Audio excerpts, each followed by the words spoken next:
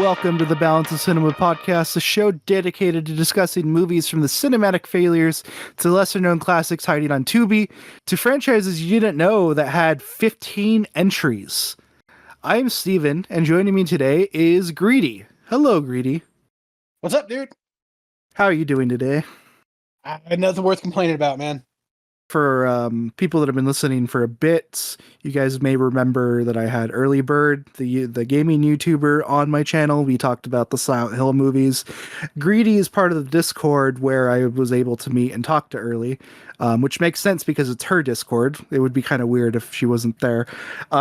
Through like various conversations that I both participated in and then others where I spied on, I saw that Greedy... me and Greedy have a very kind of similar taste in movies, especially when it comes to movies like Puppet Master. Dude, if you don't like kind of cheap schlocky stuff, like I don't think I could talk to you. Like half of my like beloved movies are quote unquote not good, but I would fight to the death for them. Yeah, definitely.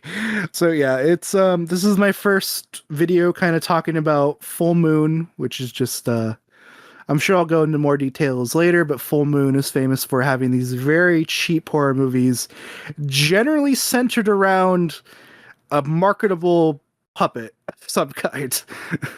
Back in the day, they used to be more softcore type movies. Like if you watch like Head of the Family, they used to be sleazy, like softcore sex films.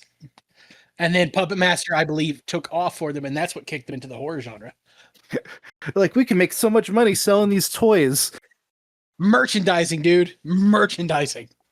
We're gonna make a series of vampire movies with these little puppet creatures that are in the movies less and less as the series progresses.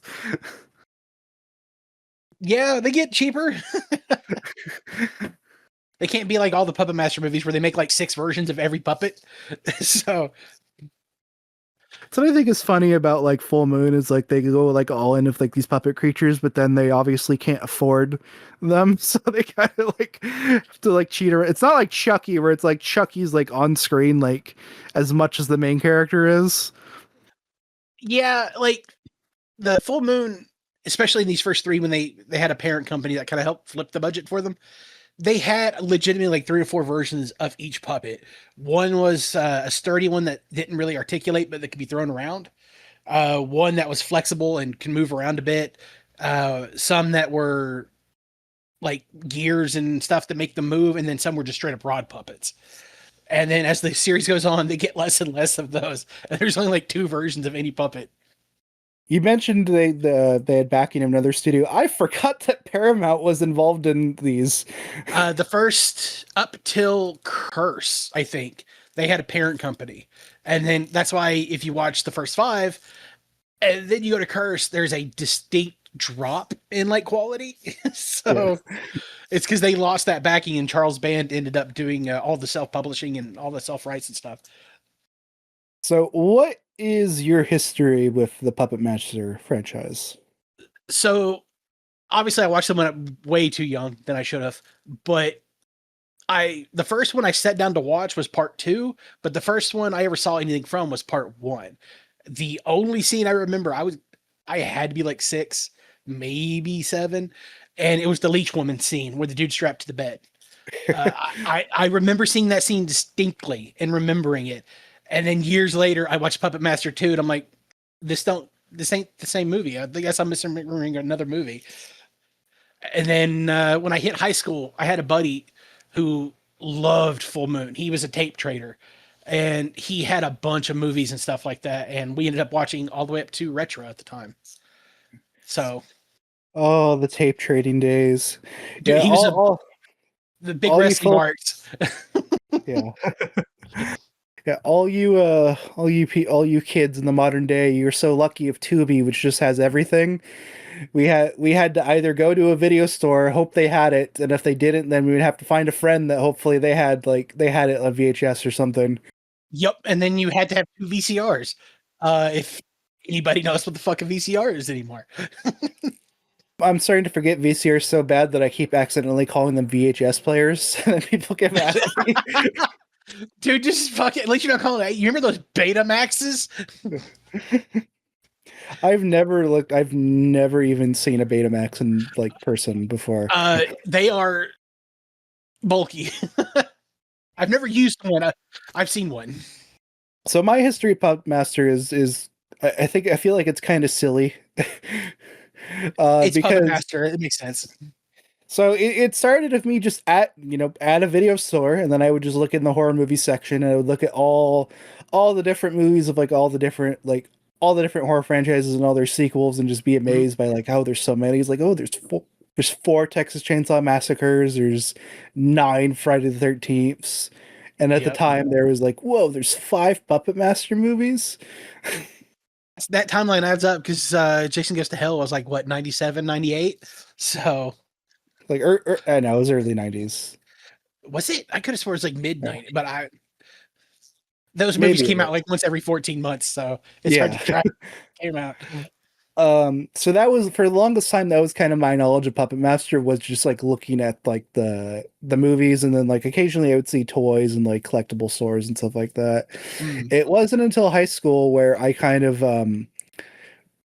looked into it a bit more. Like I would just be reading Wikipedia's in my computer class.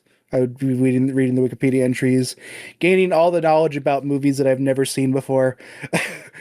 And then one day I like looked them up, and I was like, "Oh my gosh, they're on YouTube."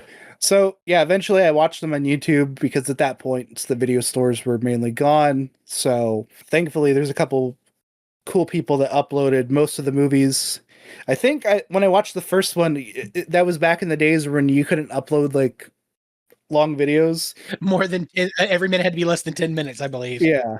So I watched them. I watched the first Puppet Master movie was like in 10 parts. So I just had to The old days. just yeah. And then like sometimes you would get fucked over, and like one of the parts would be like removed. Corrupted or removed. Yeah. So it's like you just have to skip ahead like 10 minutes. Like, why is Pinhead? Where'd he go? Like, why is he going? He was just punching that dude. So that's when I first watched the Puppet Master shoot. I think I got up to 4, and then I watched Demonic Toys 2. No, I watched Demonic Toys 1. I mean, I watched Demonic Toys also. Yeah, right. As well. Yeah, yeah, yeah. Um, and so ever since then, Puppet Master's kind of just been something like I'll occasionally just go back and watch. I really, you know what? Yeah, I was gonna kind of hesitate around saying enjoy. I do enjoy these movies. Spoiler. Dude, the first 5 are genuinely like fine to at least really good. Yeah. And then, but in this cheesy, charming kind of way, it was like Puppet Master 2, right? Not the best one in the series, but it's still a ton of fun. Yeah. And then the later ones, you kind of have to make your own fun. Yeah, I think what it is like I've always been a fan of like small creatures and stuff. So, which is weird because I didn't watch the Critters movies until last year. Oh, really? Okay, those are fun. Have you watched Ghoulies? No, I've not watched Ghoulies yet, Okay, but like I grew up, I like Gremlins, I like Small Soldiers, so it's like, I love Small Soldiers. I think that movie's so criminally underrated. yeah, no, definitely. Yeah, I love that movie. It could be nostalgia, but I don't care. I still, it still holds up to me.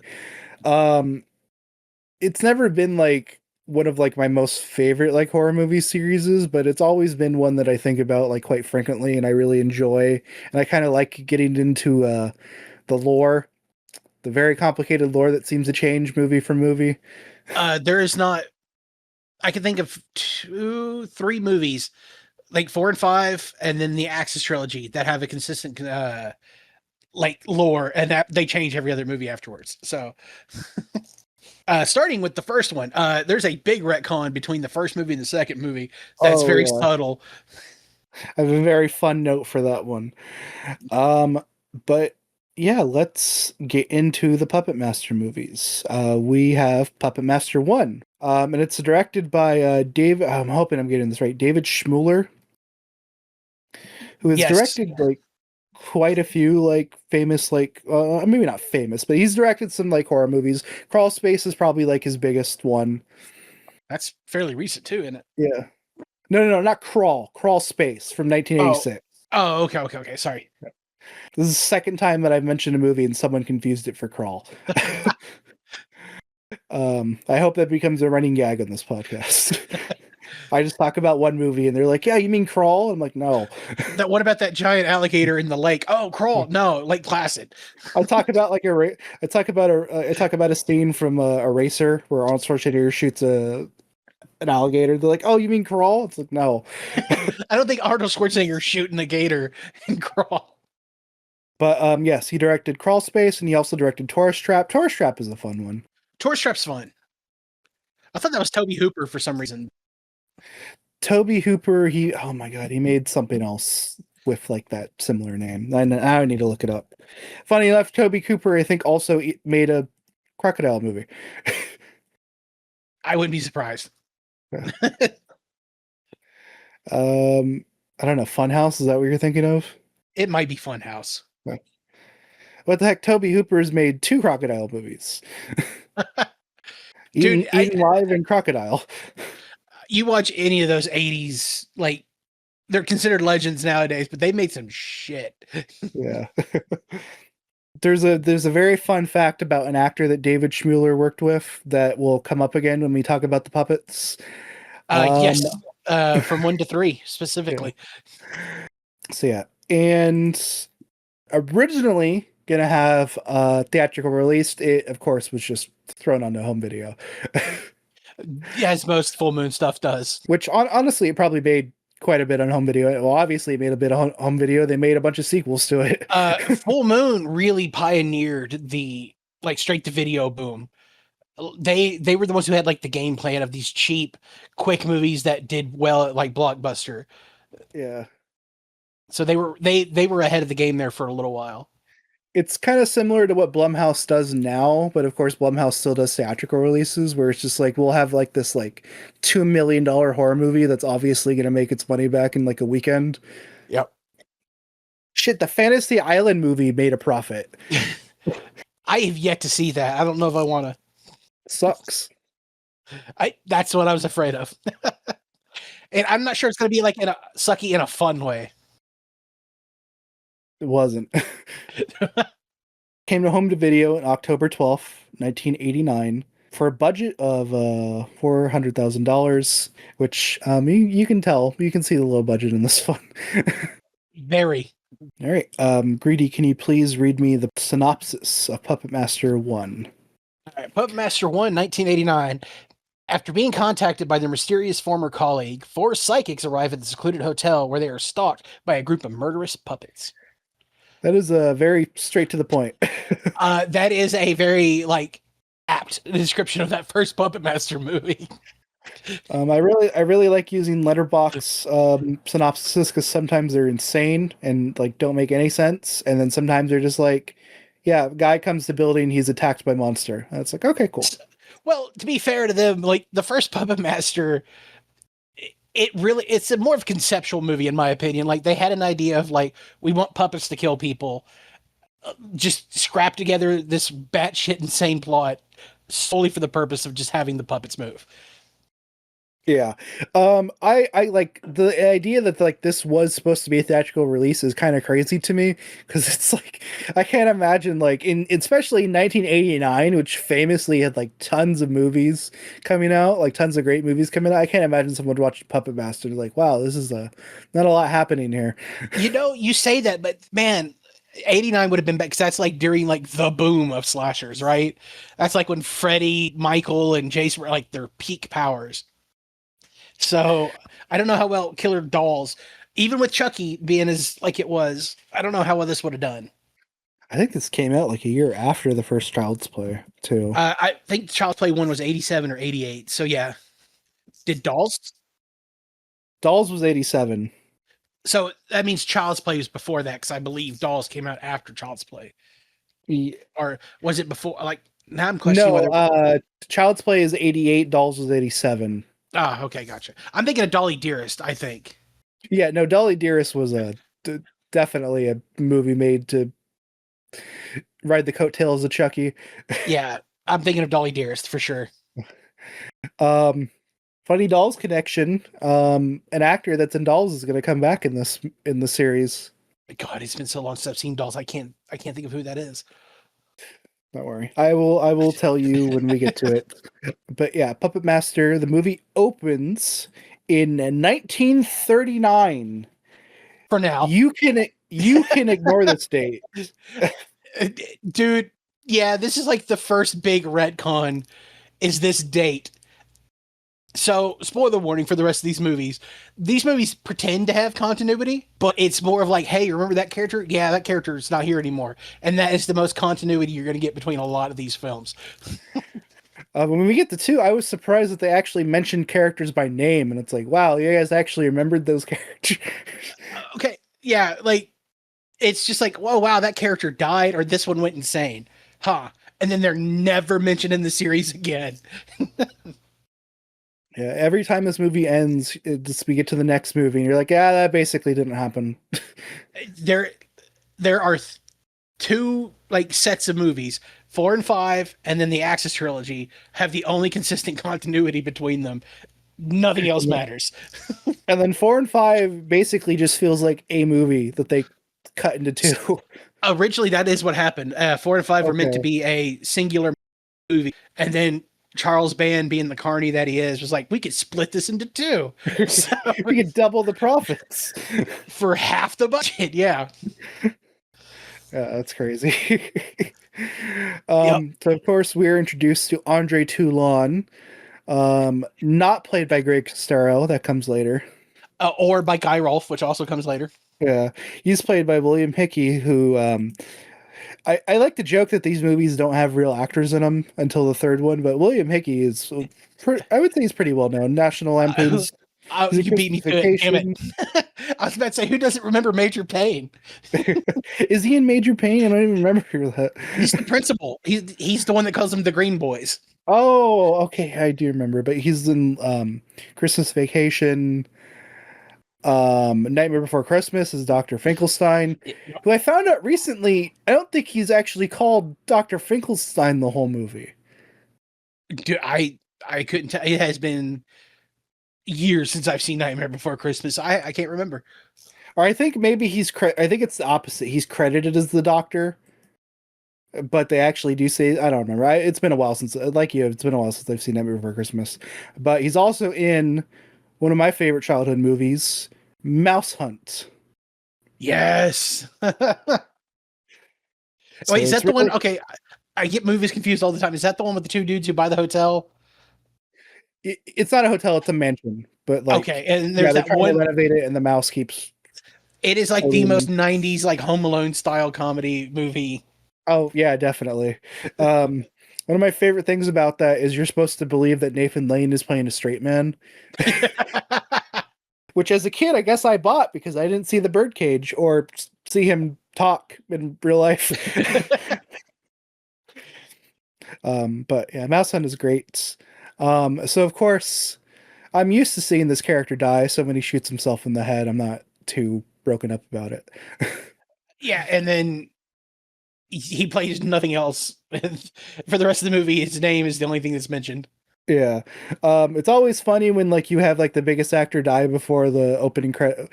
No, the opening credits is first. Sorry.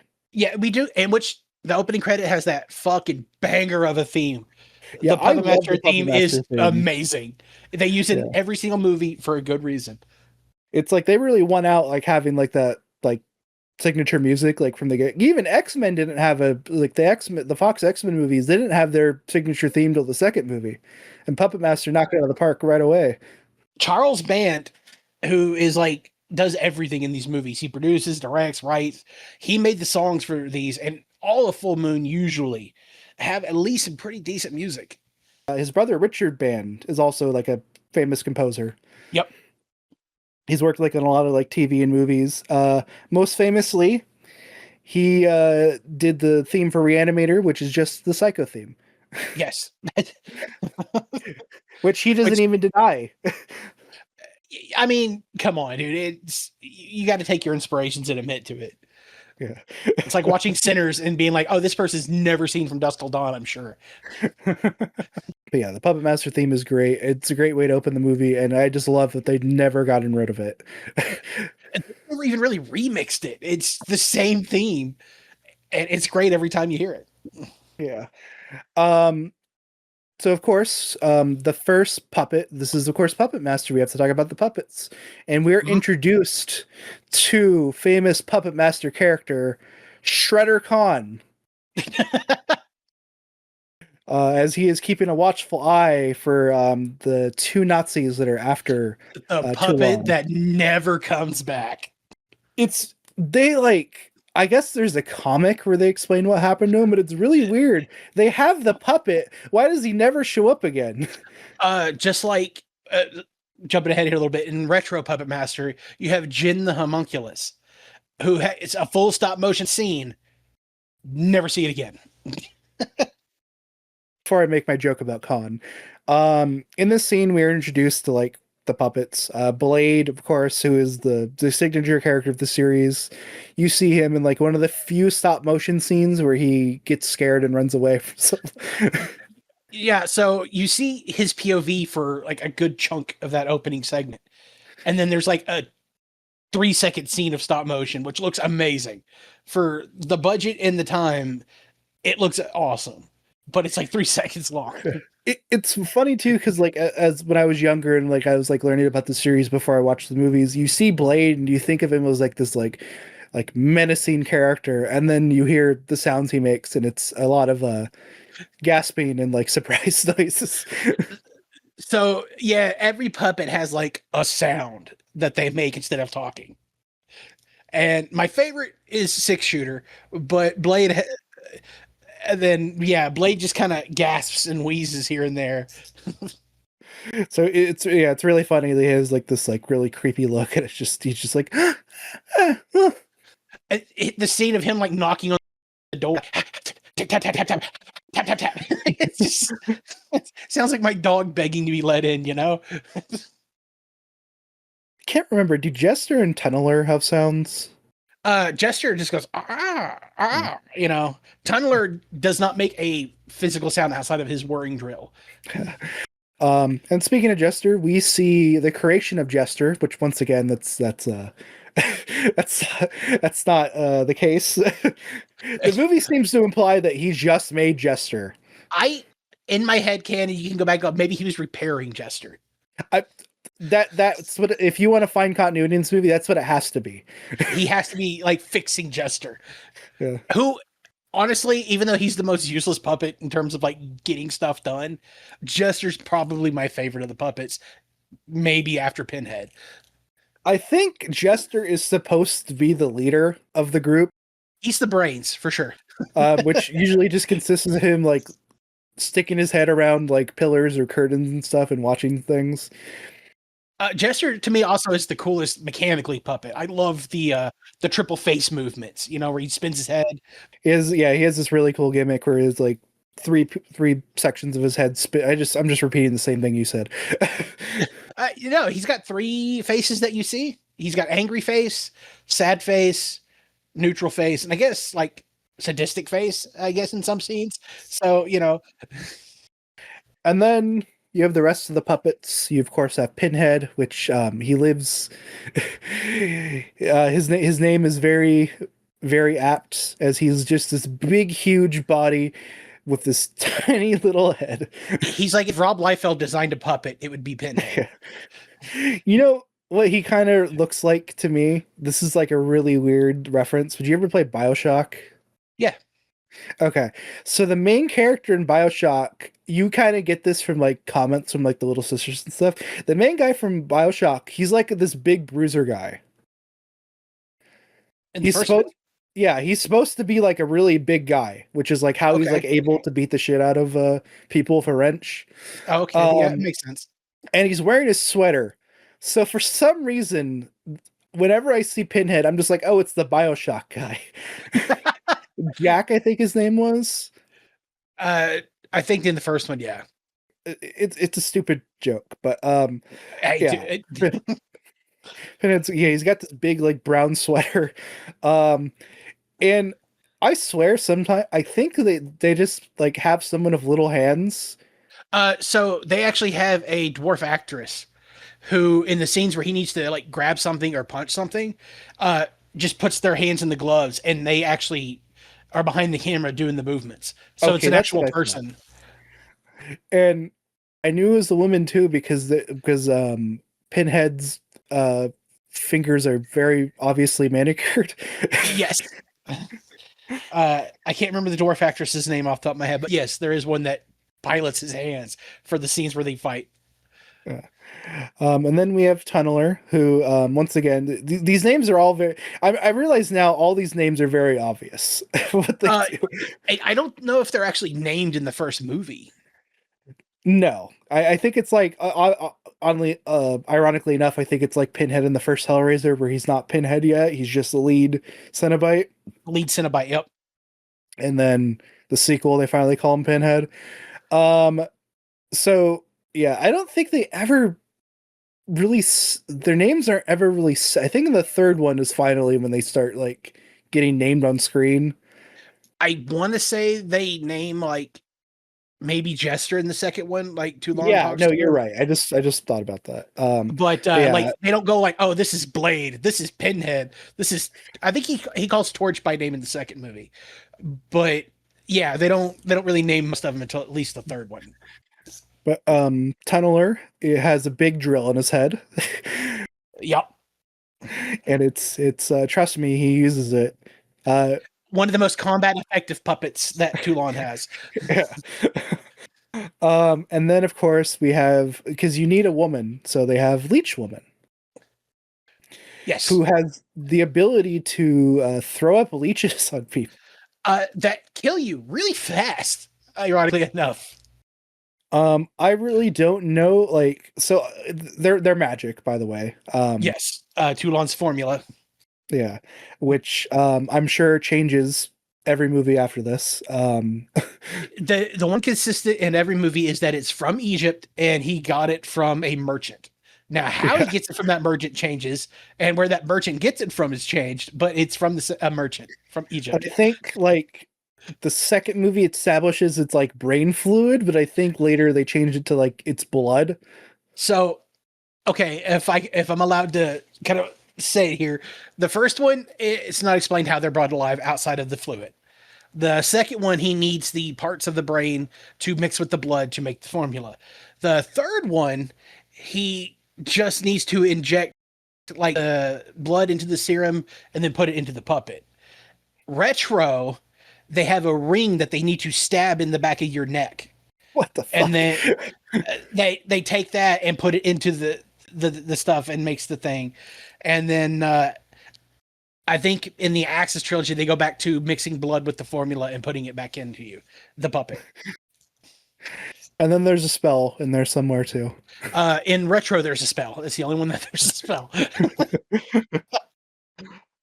Um, so yeah, so I'm assuming because of the magic qualities of this, she just Leech Woman just has leeches growing in her at all times. If you can believe that Pinhead can like knock out a grown man, or Blade's little blade can just shred somebody to pieces, it's magic. Oh, and then we You get have to yeah, just assume magic. and then when you get to the third one, we can talk about six shooters effectiveness.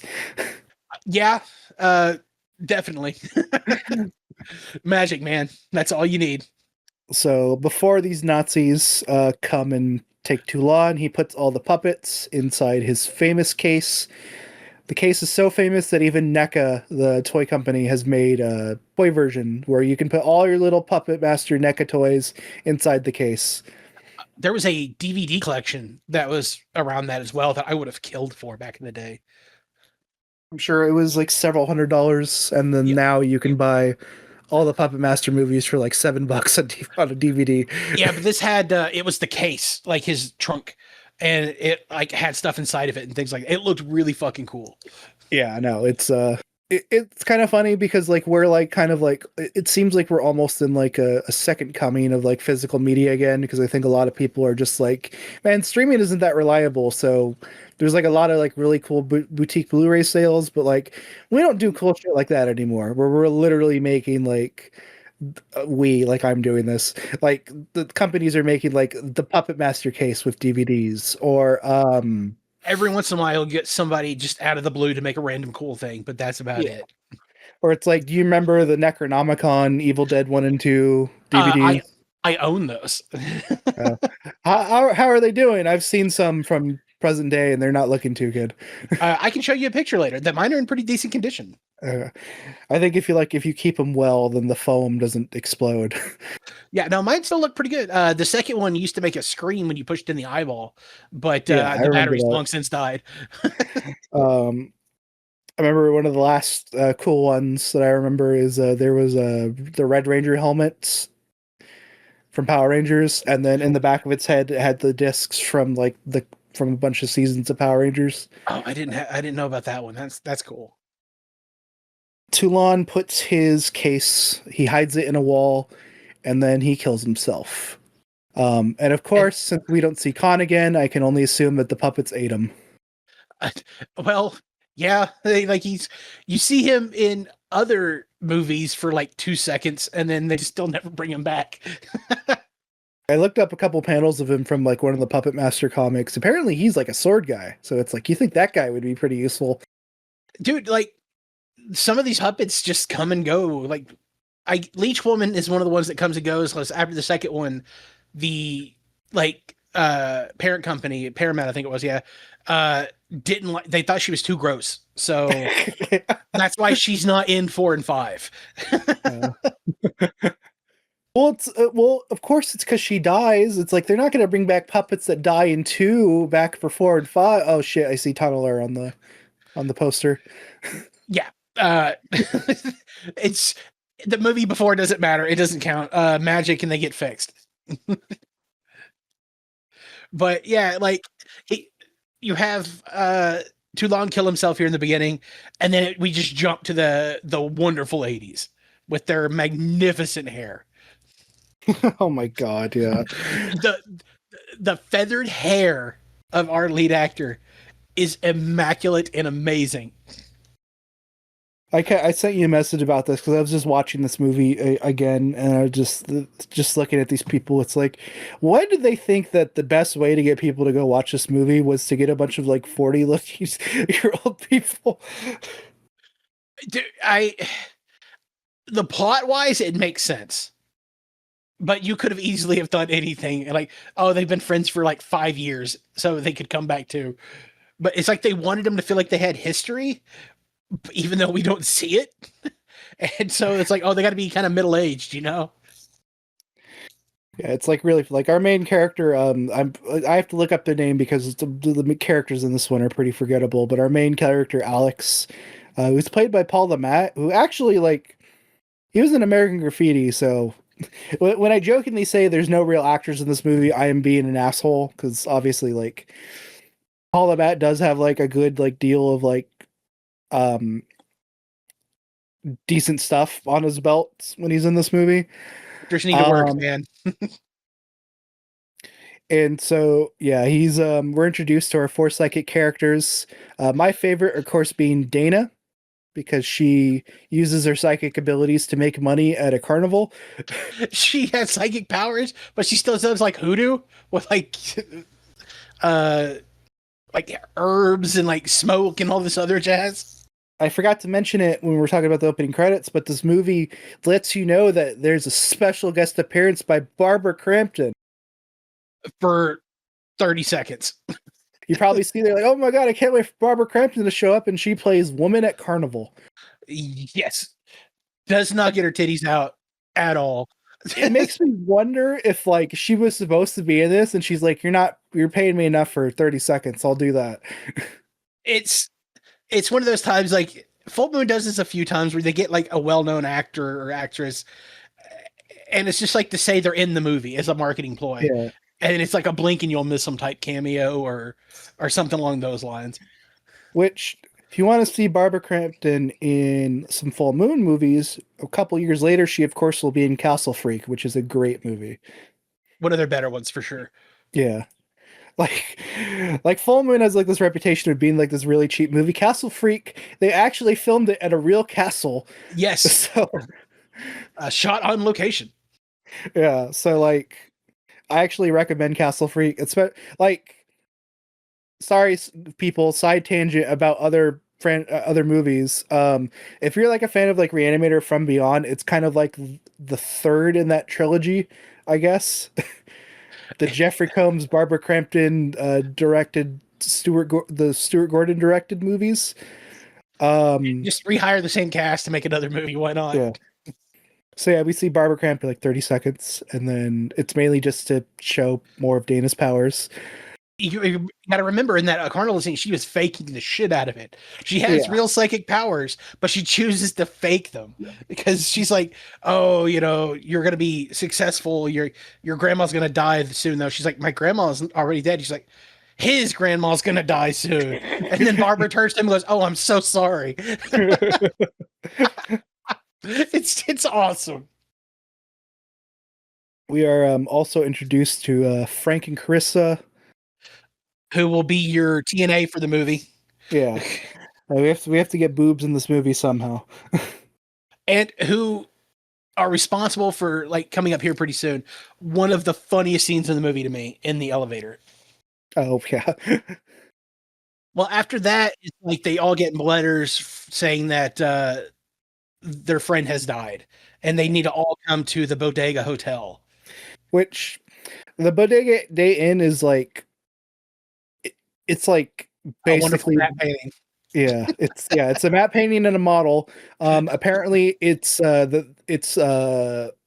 most of the interiors and like even some of the exteriors are an apartment building in Pasadena. Yeah. They make it work though. It looks fine for what it's supposed to be. Um, Whenever next time I go to Pasadena, I'm gonna have to go check out the hotel and be like, "That's the Puppet Master Hotel," and they're like, "Who are you? You can't park here." Also, that is the most continuity in the entire Puppet Master franchise because it's the same hotel in the first, second, fourth, fifth, and I think sixth movie. It is the Crystal Lake of this franchise. Yes, it's their attempt at continuity. But yeah, they arrive at the hotel and they meet their friend. Their friend's name is Neil. And they meet his wife. And then they learn that Neil has actually killed himself. And to make sure that he is dead, Dana just It's a stabs fucking him. needle, like 6 inches into his heart. What if this was a prank? She she would not give a shit. I'm convinced of that. She's like, I'm gonna make sure he's dead. Stab. No hesitation, no qualms given. Just stab his ass in the heart. If he wasn't dead, he is fucking now. This is a weird friend group. They're all psychics. Everybody, Neil was apparently a psychic too. They all have different types of psychic powers. You have the sex couple who just focus in on sexual energy. You have the main lead who has visions of the future. And then I can't remember what Dana's is. Like she has a dead dog that she carries around, stuffed. Yes. So The cute little Pekingese dog.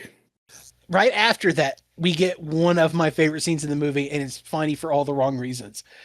They go to an elevator, and as they're going in the elevator, the sex couple, the woman just starts freaking out. It's like, oh my God, somebody was raped here. And it cuts to Neil. You don't see him doing anything. He's just like, baby shaking her a lot. And she's like, oh my God, he raped her. And then you cut to what is either his O face or just him being super psyched to rape somebody because he's just yelling into the air. And it just does. And I'm like, why? Why would you do that? And I lost my shit on that scene because it makes no fucking sense. I don't think it's brought up again, is it? It's not. It's like, oh, our friend raped somebody and he was jazzed about it. And then it's never mentioned again. Also, And, apparently he owns a hotel that may or may not still be active or something. he does not. His wife does. And he married her to get access to this hotel because Yeah. he learned that that's where Toulon died and allegedly hid his puppets. And if you ignore the Axis trilogy, he's right. um, is the hotel is it like where it's only open for seasons, like in The Shining or something? It is seasonal because if you go to part two, they kind of mention it, and then in 4 and 5, Rick, our main lead in that, is like, I work here during the off season. So the little continuity in the series is that yes, it's somewhat seasonal, I guess, but we never see it open ever. Which I didn't even know California had, because as someone who lives in California famously doesn't have seasons. It's fucking hot or it's hot. Yeah, It's like, it's hot, and then maybe you're lucky and it'll be cold, and cold in California is 50 degrees. yeah. So yeah, I don't know what season this would take off, because you would think like, okay, during the winter people would travel to California because it's significantly warmer usually. Yeah, Okay, and in the summer people go to California to the beach. yeah. So what season are they fucking closed? Spring, I guess. It's like, oh man, we get really bad pollen over here, so we have to Spring close down. break. Yeah, let's close down during spring break. Nobody's going to come to California in spring. And then it's like fall is like such a neutral season that it's like oh sorry, we just have too many leaves to clean up, so we just close down for summer. So they're closed 2 That's months great out of the for year, and fall. all the movies seem to take place in that 2 months. Oh yeah, it's just we have that elevator scene, and then nothing happens in this movie for like a while. It feels like Yeah, we see a shot of Pinhead kind of coming out of the casket. Why? I don't know. But he's there. he was chilling in there, like no reason. Just he took a nap. And yeah, we don't see any puppets for like 40 minutes after this. You see POVs of them, and then I think the first people to go are the couple, right? Yeah. The And girl is killed by Tunneler. so another great scene. They just start having sex, and he talks into his thing like a recorder, like it's an actual experiment, and they're trying to channel the sexual energies of this bed.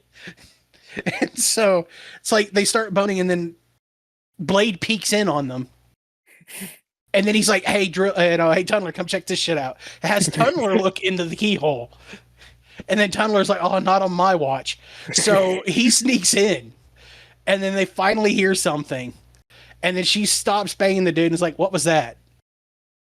Doesn't like she looks under the bed, and then you see Tunneler in one of the few stop motion scenes run right at her, and she can't get out of the way for whatever reason, and then gets drilled right in the mouth, and not in the way she was by the evening. Yeah. So just And then her boyfriend doesn't even hear it, even though Tunneler's drill makes, a drill sound. it was on stealth mode. It was stealth mode, and then we get the scene I remember from my childhood, the first scene I ever saw of a puppet master. She stops making noise, and he's just like, "What are you doing? What's going?" Oh, and then Leech Woman starts kissing on his stomach, and going, "Oh," and he never mind. He knows what his wife should sound like. I would hope, or what she would she would feel like. I would think, and then he just starts getting turned on as Leech Woman starts kissing him, and then just pukes leeches onto him. Yeah, which like once again, these puppets are like mostly made out of wood, so you think he would like feel the wood. Magic, man, magic. And then we get a gross scene, admittedly, where it's clearly they use a rubber puppet, and they're shoving these fake leeches out her mouth with some very disgusting sound effects. And like, do you want to do the Leech Woman sound, or do you want me to do it? it's just like and just shoving it out of her. Like, you, from what I understand, the puppet had no back of their body. It's just the face and upper body out, basically. And they literally, it was a rubber puppet, and they just start shoving them out the mouth. That's why I feel like she stretches weird and everything. She can't be like a wooden puppet, but magic makes her stretch. So, yeah, it's honestly a really cool effect of like it's gross and it's horrifying to think about. And then she pukes like 4 leeches on him, and he dies.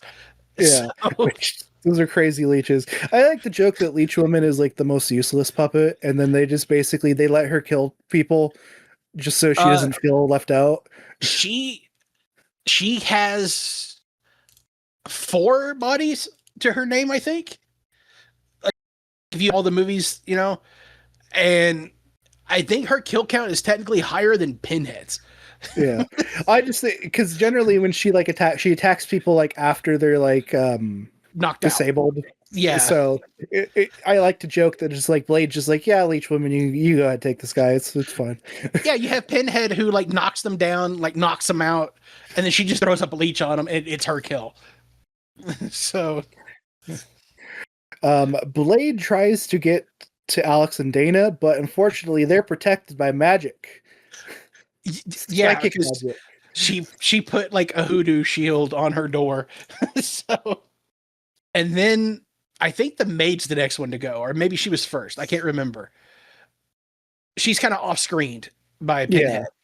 Like he cracks her in the ankle with like a fire poker, I think, and then we see him walking towards her, and she screams off camera, and then she's just presumed dead. yeah. And then later on, Dana finds Neil's body in her room, and then she is attacked by Pinhead. Which Pinhead, once again, he has these big hands. He just keeps punching you. And he is the first one to take any damage because she just fucking yeets him off the staircase. Yeah. It's really it's really funny that like I don't know why.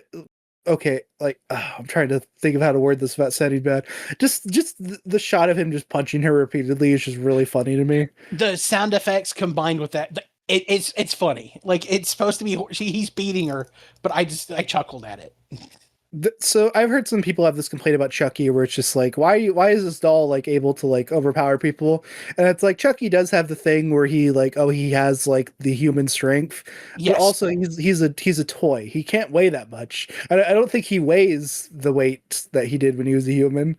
So I He's like how in Puppet Master they actually do kind of point out how like light these things are, because if you're able to get them off you, you can just throw them around. oh dude, like Tunneler gets bashed against a wall in some, Leech Woman gets stomped out in one, Pinhead gets thrown through off the staircase like 4 floors down.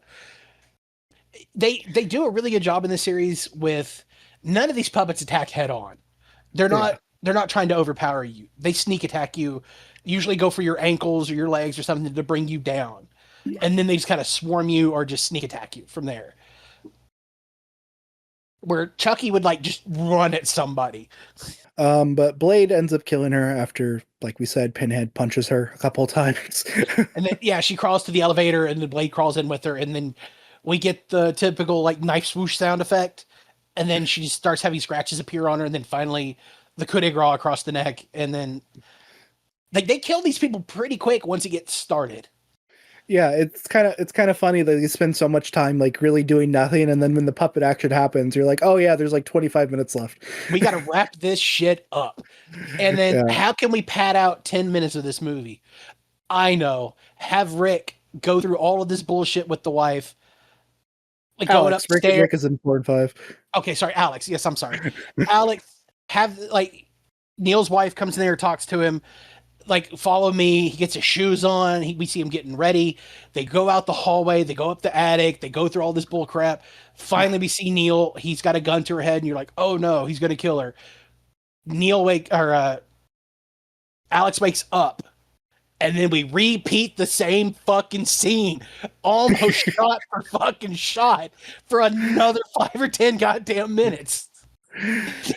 That is how they hit a theatrical runtime, even though they didn't need to, because it's home fucking video. You could have cut it out or shortened it, something, any fucking thing, than to repeat. We see him put his shoes on for a second, goddamn time in this It's like a movie. movie from the 40s where you have to watch them get dressed and leave the room so you understand that they left. Like, it's like every movie that shows you cars pulling into a parking space for every time somebody drives. We don't need to see it. We get it. Then we have the Texas Chainsaw Massacre dinner scene. Yeah, where they're all there, even though some of them look quite alive. I can't remember. I'm terrible with names, but the guy of the sex couple looks like he hasn't slept in a few days, but other than that, he looks quite all right. He just has like some like the hickeys on him. Yeah, at least the chick, where Tunneler went through her face, she looks like okay, but then the dude just looks like they may have slit his neck at some point because I think he's got like a red mark on his neck, even though he was killed by Leech Woman. So I don't know what the fuck, but yeah. See, Leech Woman knocked him out, and then Blade was like, "Okay, she had her fun. I'll kill the guy, and then I won't Oh tell her." shit. Yeah, I won't tell her that her leeches don't fucking kill anybody because it takes a million leeches to kill somebody. But that way she feels better. It's Toulon's wife after all. We got to Yeah, kind of play. So maybe he just finished the dude off when she left the room thinking she got a victory, you know? yeah. The fact that she's Toulon's wife will come in a Uh, bit, I have, maybe a little too late from what another thing that happens to her. yeah, when we get to 2, yes. Yeah. And then um, Neil, shocker, is alive. and he's like, "Oh, I had to kill myself so that way I could that's how I Come could back. become immortal." And turns out he's actually quite mortal, if we're being honest. Yeah, he has the immortality where it's literally just, I guess he doesn't age, but then again, there's no way to test that because Because we know he can get his heart pierced. yeah, So, that didn't kill him. maybe But it didn't then, work yet. and then he does the same mistake that several of these puppet masters do. He just eats Jester and fucks his face up for like no reason. This is why I think this to me lends credence to the idea that Jester is kind of the leader, or at the very least, he is the mascot of the team because He's the cheerleader for sure. anytime Jester seems to be injured, that's when the puppets are like, "Okay, fuck you." Yeah, like so he throws Jester up against the wall, and then you see that his face doesn't align anymore. And then the puppets go, "Oh no, fuck this guy," and then they turn on Neil. And then they all team up to kill him. We get every puppet specialty. You can tell he's not human anymore because they explode his hand and just green goo comes out. Yeah. But yeah, they trap him into the elevator. And he tries to get out. Blade cuts his fingers off. Which that blade has to be so sharp. Magic, I know, for that just so little pressure just to lop off his fingers like a fucking slap chop or something. Just chop, and then his fingers are gone. Like Then Tunneler gets him in the. I think at first he gets him in the ankle to like kind he of like gets knock him the down, ankle first, and then he tries to climb out of the elevator, and yeah. then Blade lops his fingers off, and then Pinhead like holds him in place, And then and then Leech Woman pours her leeches down his throat. yeah, and then Tunneler I think comes in and just drills his head. At the same time, too, Alex and then Neil's wife are like, "Hey, stop it! Don't do it!" And it's like, why? That dude was going to kill you guys. Was he that good of a friend that even when he tries to kill you, you're like, "Wait, no, please don't kill him. It's my friend." And then that's the end of the movie. Like that's Yeah. he dies, and then for some reason, inexplicably, the Neil's wife takes that Dana's dead dog or stuffed dog, and he's just back alive. It's just no reason, just is. Which I feel bad for the dog because he's like stuffed, so it's like that probably hurts. Like we can assume that okay, maybe she injected him with some of the goo, but he's still stuffed for a moment, and then he just comes to life for no reason. And it just felt like they wanted an ending with the dog for some reason. Yeah. They wanted to be like, she's the puppet master now. She dies off screen.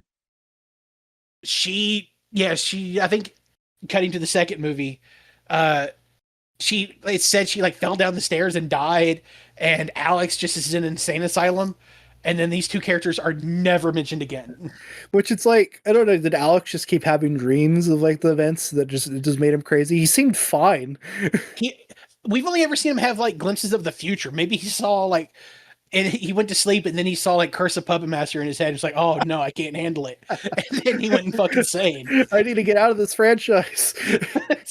Yeah, he's like, no, I've seen 6 and 7. I'm out. Oh, they're gonna make a clip show movie. Oh man, I'm definitely not here anymore. But yeah, that was Puppet Master 1. This rewatch for me wasn't as I think just because every time I'd watched this movie previously, I was like, oh, I can't wait for the puppets to show up. So now when I'm watching it, it's just like, man, there really isn't much until the puppets show up. You see way more POVs, and then there's like 2 scenes of stop motion, one Tunner killing the woman and one with Blade being like spooked in the hallway. And that's like 2 seconds of animation each. So other than that, it's a lot of POV shots. Yeah, it's really like you're saying. It really just seems like they had an interesting idea, so they kind of got a movie made as cheap as they could make it, and then it's like, oh yeah, this will be theatrical. We'll get this out in like the summer, and then hopefully like we make $1 million off of it, and then it's like, yay, profit. And to be fair, like it may not hit theaters, but it was a huge success on the straight to video market. It Yeah. made Full Moon a household name in terms of the straight to video market. So Paramount was like, oh shit, yeah, make more. And then what was the problem with the first movie? Puppets barely in the movie, didn't do a hell of a lot. How do you make that better? Have the puppets just kill people for an hour straight. Yeah. And so in literally the next year, I should have looked this up before. I'm a terrible podcaster. I want to see how quickly, um, I think like immediately after this movie came out, they're just like, holy shit, this made money. Make another one. The first one was 89, the second one was 90. Yeah. So I think it was like a 14-month turnaround. Okay, yeah, I'm looking at this here. Principal photography started on July 17th. This movie came out on November 17th of the same year in the United Kingdom. Quick, get them out. They probably shot this in like a week and then just spent like a month doing the puppet stuff. I know just alone, it was very expensive. The shot of Blade in the hallway being surprised took 2 weeks to animate. And so I assume that shot with Tunneler probably around the same time frame. So I think you're right. They knocked out all the human scenes quick. Yeah. And then just, we got to spend all this money moving these damn puppets. Yeah, I'll go by the US date because USA. Oh, our country sucks right now. February 7th, 1991, Puppet Master 2 was released to, once again, to home video. This one has an increased budget of $780,000. Hey, that's like Almost nearly double. 100%. Yeah, nearly doubled it. Almost 100% increase. And this one has less locations. It's got 2. Yeah. And so yeah, this one is directed by Dave Allen, who actually is an effects guy. He's worked on various stuff like The Howling, Twilight Zone, the movie. And that really shows in the second one because we get not 1, but 2 fire stunts. Apparently too, he had a hand in creating the puppets too, like the designs. Yes, he helped make them in the first one and ended up directing the sequel. Yeah. Which apparently David Dakota, will bring him up again, has said that he was a bad choice to direct the movie.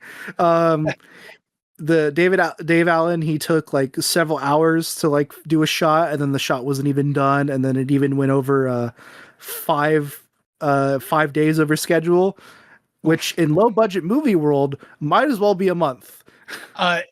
When you're making these movies like this for this quick, a day is an eternity to go over. You were relying on these to be quick and cheap to make your money. So, it's a bad anytime it does not wrap on time. Yeah. And Dakota said that basically he wanted to fire Allen, but then Charles Mann was like, no, because he technically owns the designs of the puppets, so let him do the movie. Job security, my dude. Job security. But yeah, despite all that, is Puppet Master a better movie? I guess we will find out. Greedy, can you please read the synopsis of Puppet Master 2? All right, Puppet Master 2. A new team of paranormal researchers has come to the hotel to investigate its murder-soaked past. The puppets, led by a new member, Torch, shed some light on the matter as they tunnel, burn, strangle, and hook to survive. So that makes it sound like the puppets are trying to survive.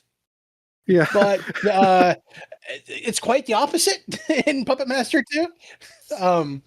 Also, led by Torch. That's a new one for me. I didn't know he was the leader. So if you watch the trailer, Puppet Master 2, they are pushing Torch.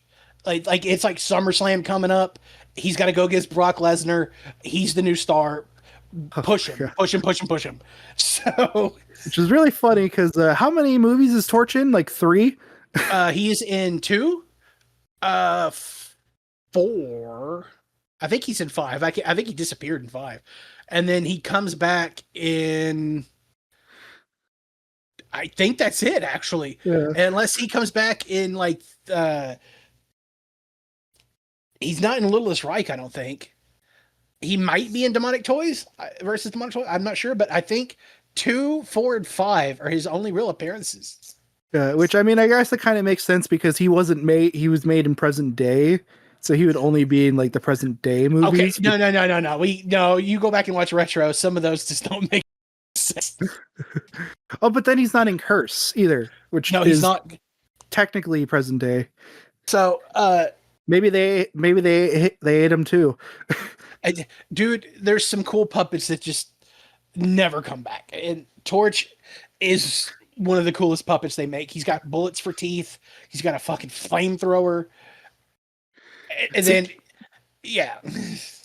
NECA knew what they were doing.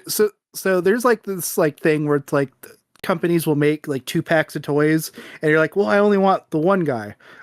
I don't want the other guy. Yeah. Famously, like Marvel Legends recently, they had a 2 pack of Punisher, and it's like a regular standard Punisher, which they haven't made in a while. Like it's Okay. black, it's a black Punisher.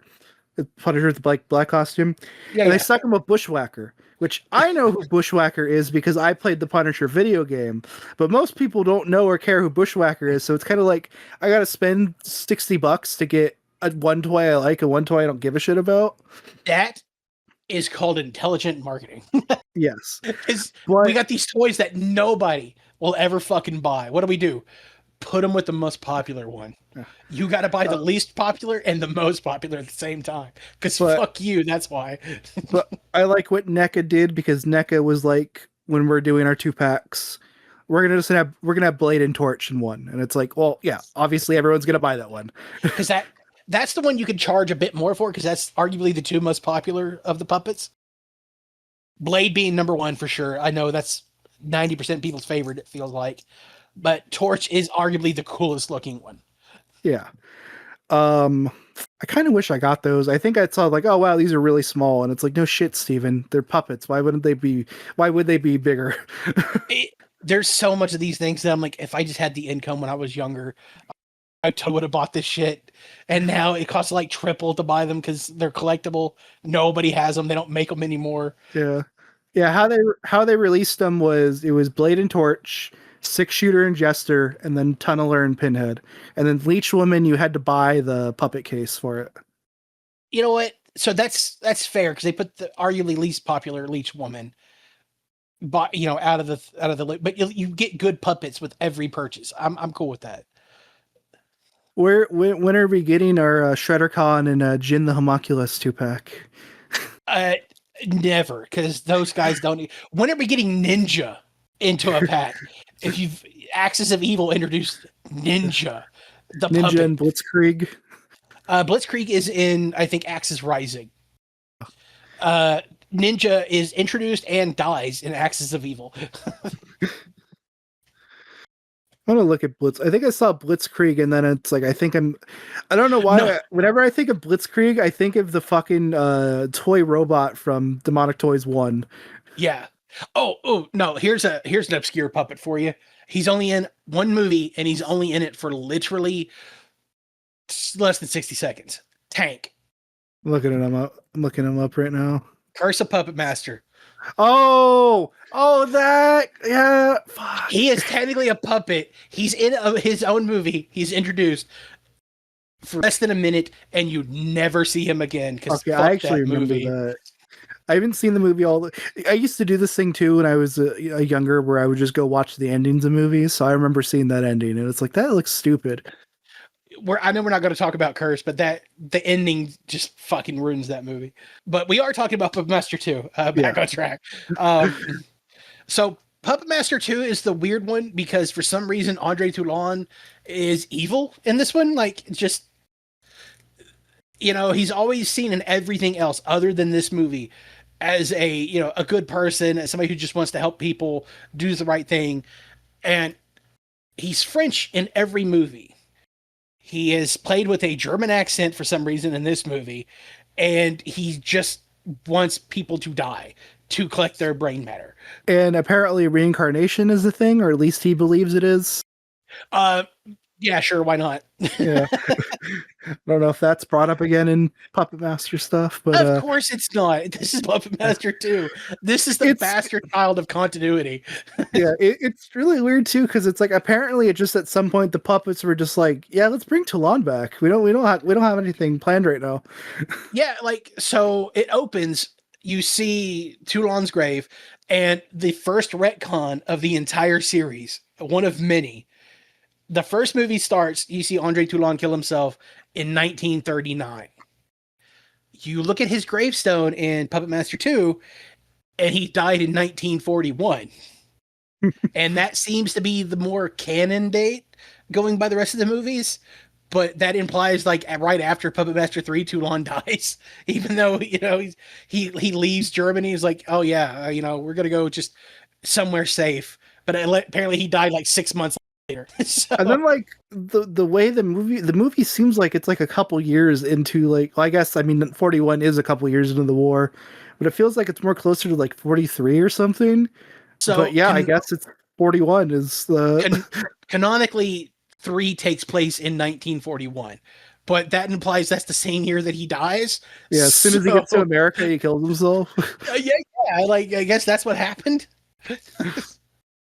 So it's like he takes Peter, who we'll learn about in 3, comes to America after going to Switzerland, I think they said, and then within that time span he dies pretty fast.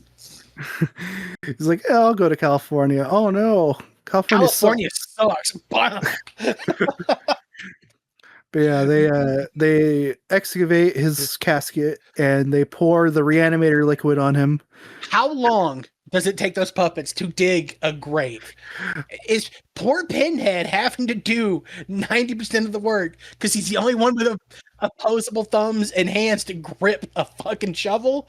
Or is Blade sitting there with his little blade just scooping like dirt and flinging it out? Jester's got a little knife. Maybe he's stabbing the dirt, mixing that up. There's no way they didn't make Pinhead do this labor. It apparently takes like a couple of months after the first movie, so I'm assuming they immediately killed Megan and they're like, we need to go get Toulon. And they're like, well, this is going to take a while, so let's get started now. Yeah, like this takes place, I think, the next year or so after the first one. We learn that Neil's wife tripped and died falling down the stairs. Maybe the puppets did it. Who cares? She's gone. We'll never mention her The again. goddamn dog, that's what did it. Yeah, the dog's evil now too, because this is Puppet Master 2. Why not? By the way, the dog's never mentioned again, by the way. No, screw that dog. Screw Neil's wife. Alex went insane. I saw the Curse of Puppet Master and Puppet Master Legacy coming in his dreams, and he opted out. Also, we learned that there's a cemetery behind the Bodega de Bay Inn. Which the French, war survivor Toulon got buried in instead of his home country or, anywhere that maybe meant something to him. But I guess and it's like would he have checked in as Andre Toulon? You would think he would have said a fake so name or something. if you want to go by the later ones, Axis of Evil takes place right after that opening scene of Puppet Master 1. And yes, he checked in as Andre Toulon, the on the run, fighting Nazis, known for having this super magical juice that can bring people to life and everything. Doesn't change his name, doesn't try to hide, telling everybody in the hotel about his wonderful puppets. And then he's and apparently he is a famous puppeteer, which 3 kind of makes it just seem like he's just a guy that's in town that does puppet shows for kids. But I guess he's a known puppeteer. Within the end of 3 and him dying 3 months later, he became world renowned. And yeah, I guess it was probably that. God, did you hear that there's a fucking puppeteer that killed Nazis? Yeah, and he got world renowned. 2 months later, he's like, "Nah, fame sucks." Killed himself.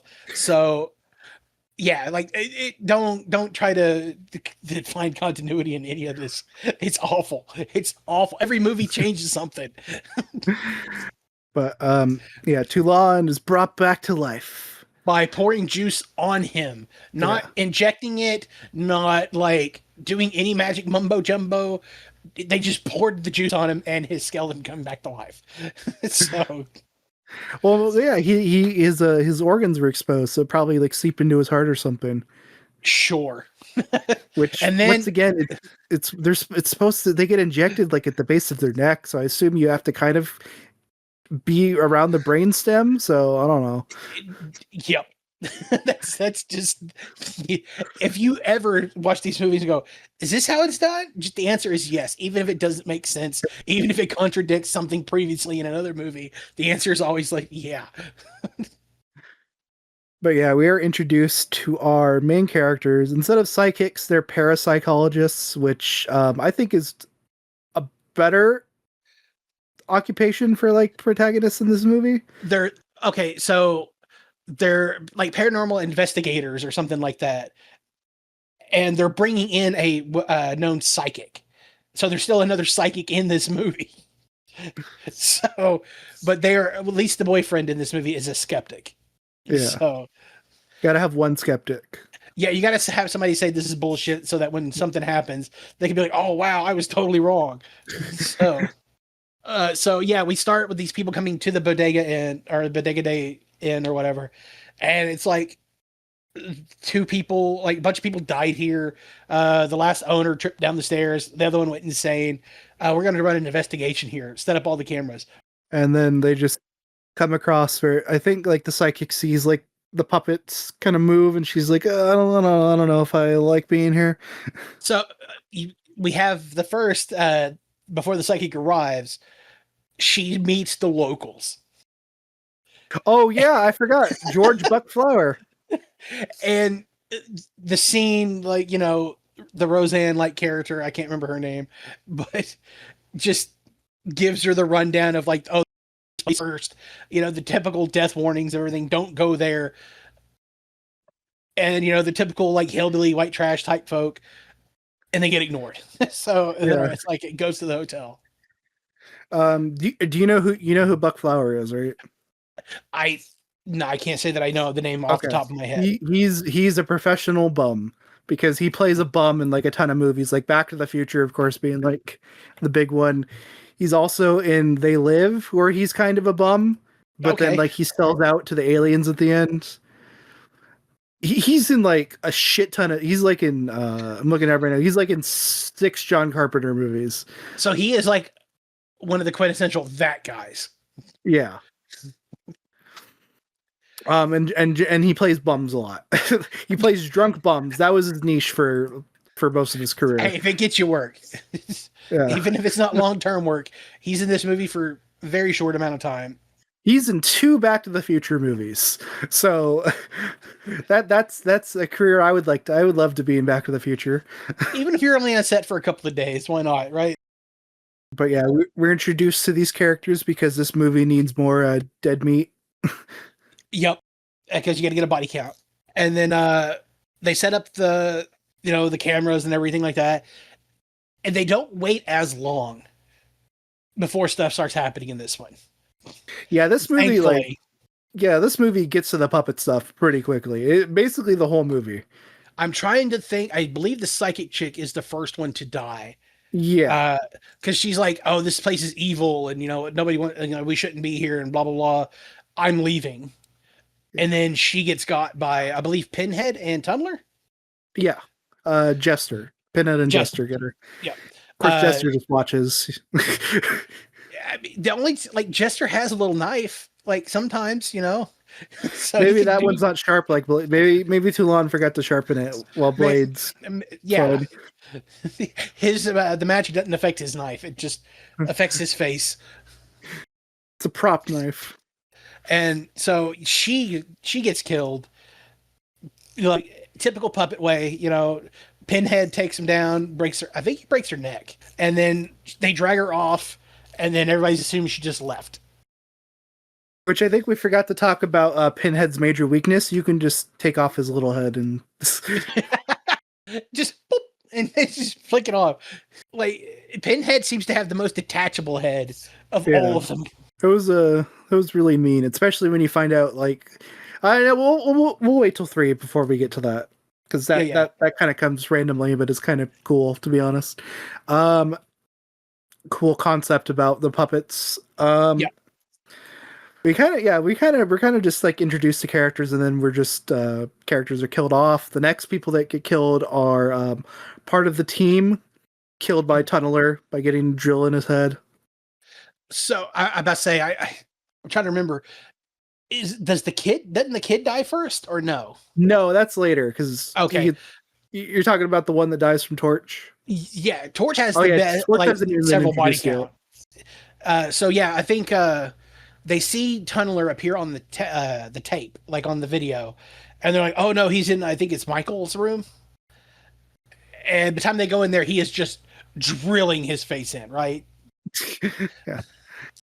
And these things are apparently killed very easily because he just gets crushed by a lamp and he's gone. He throws him against the wall and then just smashes him a couple times with the lamp, and that's enough to kill one of these magical puppets.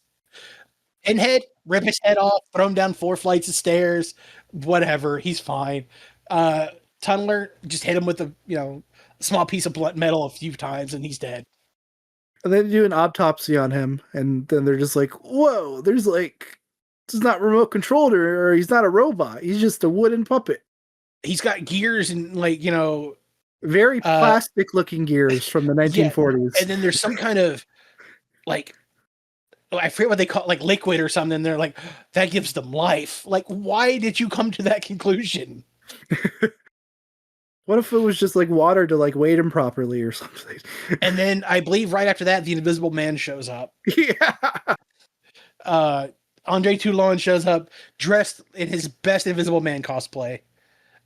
I always like wonder like if you just see someone like dressed like that, or you just be like, do you just like, oh, I guess he's burnt, so I won't ask questions. I would assume something's wrong. Is why he's dressed like that. Oh, Sure. it's Darkman. Okay. Yeah, that's a good pull. That's a good one. Without the rubber faces on. Yeah. And so he shows up and he's like, "Oh, I'm a guest here in this defunct hotel that has never doesn't open anymore. Yeah. But I'm a guest here." And it's like we don't even know who owns the hotel now that Neil's wife is dead. So it's like, is this just like a proper vacant property? He's a guest, and that's all. That's he had with the previous owner. I think is what he tells them, and they were just like, "Yeah, sure, okay." Whatever. We don't own this place. Sure. And then, and like I said, Andre Toulon is French. He's French in every single movie. He's played with a German accent for some reason in this movie. Yeah. It's okay though, because next movie he will be played with an English accent.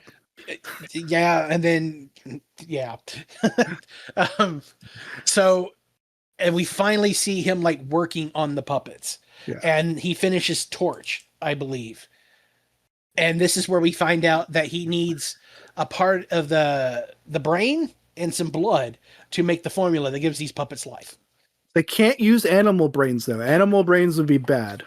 Animal brains, and here's the okay. So Torch, his first kill is pretty soon after this.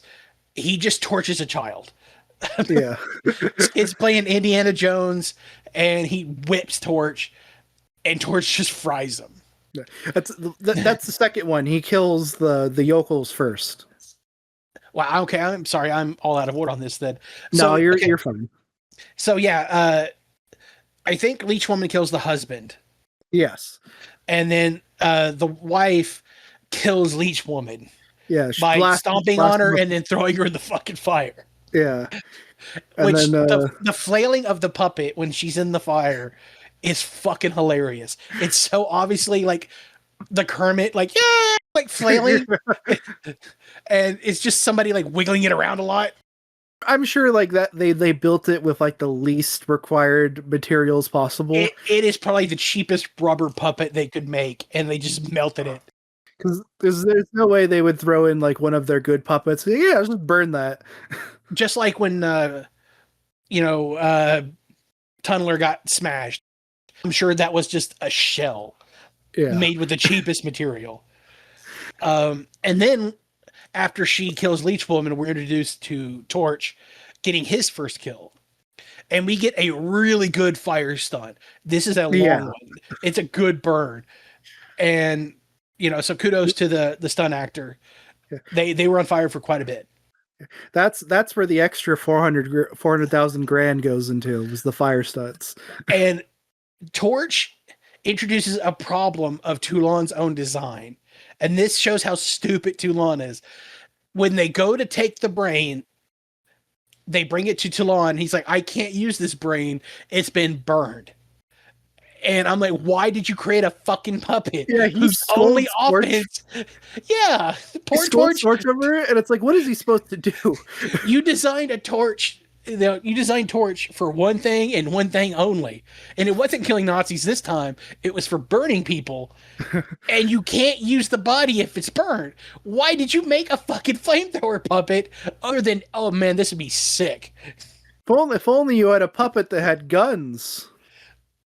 Yeah, man, that would be great. Too bad you never did that in the past, huh? So yeah, he berates Torch and blames like Torch and Blade for fucking up the brain because he got too charred. And this don't matter yet, but he learns that Leech Woman died, and he's just like, oh well. So I like how he's like in the woman, and then like Torch does like Torch Blade does the throat slit motion. Yeah. And after watching the third one, this scene makes no damn sense because he learns that Leech Woman, who you find out in the third movie, is the soul of his wife. He learns that she died. He's just like, well, let's get somebody new. So you could like do like something cool here. He's just like evil now that he doesn't care. It's like, oh, that was just a puppet. I actually found my wife. But of course, why is he evil in this one? Yet? There's no they brought him back to life. Yeah, but it just, I know we shouldn't harp on the continuity too much, especially the first one is conceptual. They just had an idea.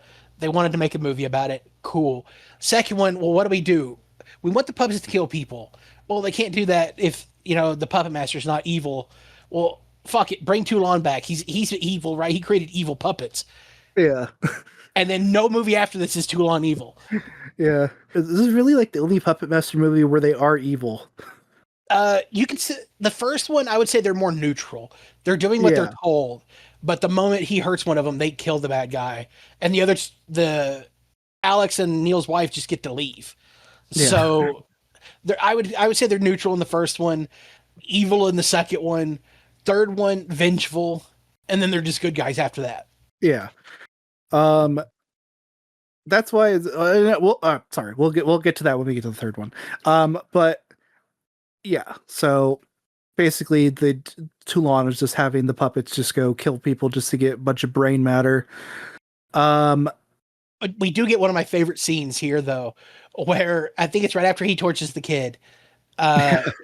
He's like, I'm glad you guys are getting me these high quality brains. You're not bringing me animal stuff. Yeah. And you see Torch raise his hand and then Blade like backhands him like, shut up, stupid. Like, no, don't say nothing. So I do actually want to talk about the scene with the kid is I don't know how morbid this makes me, but the scene with the kid is hilarious. Oh dude, it's funny as shit. Cause he's like whipping like soldiers, his like toy soldiers, he's like whipping them. He's die Nazi scum. He's like, I'm Indiana Jones. So and then he comes across Tor. This kid sees this puppet moving around on his own, and then he just kind of forces him into his play, and it keeps hitting him with the fucking whip. And like the buildup is great because you're like, oh, is someone gonna stop him? Oh, it's coming. Oh, is he gonna die? And then it cuts, and you're just like, okay, I guess he just killed him. Yeah, you see like the little light start up and you see the kid's like reaction face and then you see the blow of fire and we cut to afterwards. Yeah. And where Toulon's like, oh, you guys are doing such a great job. These brains are so good. You're not bringing me dumb animal brains. So, I really feel like that like someone was like, hey, this Torch puppet's really cool. Can you just do an extra scene with him? Yeah, like that kid scene is irrelevant, man. That you could take that out and it means nothing to the plot. And And then I think after that is when we finally get them to start killing off the main cast. Yeah. Before that, though, we do get a flashback where we kind of show like where Toulon got the He starts giving his life story a bit. He was running a puppet show of Faust, I believe it was. and then this other guy was like, "I'm gonna burn your puppet show," and he's like, "Oh no!" And he's like, "Hey, it's okay though. I'm gonna show you how to bring these things to life." And he's like, "Oh, okay." I will say talks about this is where he gets the formula from the merchant in Egypt named Afnal. I will say they reuse that name in Retro Puppet Master, but they change how and why he gets the formula from him. Nothing is consistent in this series. Yeah, and he also doesn't look like Greg Sestero at this point. No, he is not Greg Sestero at this point, nor does he look like he's going to, like, this is him as an adult. He doesn't look like Guy Rolfe. So I guess he starts as Greg Sestero, turns into the guy from the second movie whose name escapes me. I'm terrible with actor names. And then by the time he hits like 70, he turns into Guy Rolfe. Yeah, Steve Wells is his name. Skeet Wells, who is German. So we go from a hardcore French accent Greg Sestero in Retro, which takes place in the mid 30s, I think it is, or no, it has to be earlier than that. No, 1912. 1912, which makes no sense continuity wise, but we're not talking about that. He's hardcore French accent. Then by the time we hit middle aged Toulon, he's German. And then when we hit old man Toulon, he's English. So, and then right before he dies, he turns into an American. Yeah. So right as his from 39, or no, not 39, early 41. We'll give him the benefit of the doubt and say it was like January of 1941.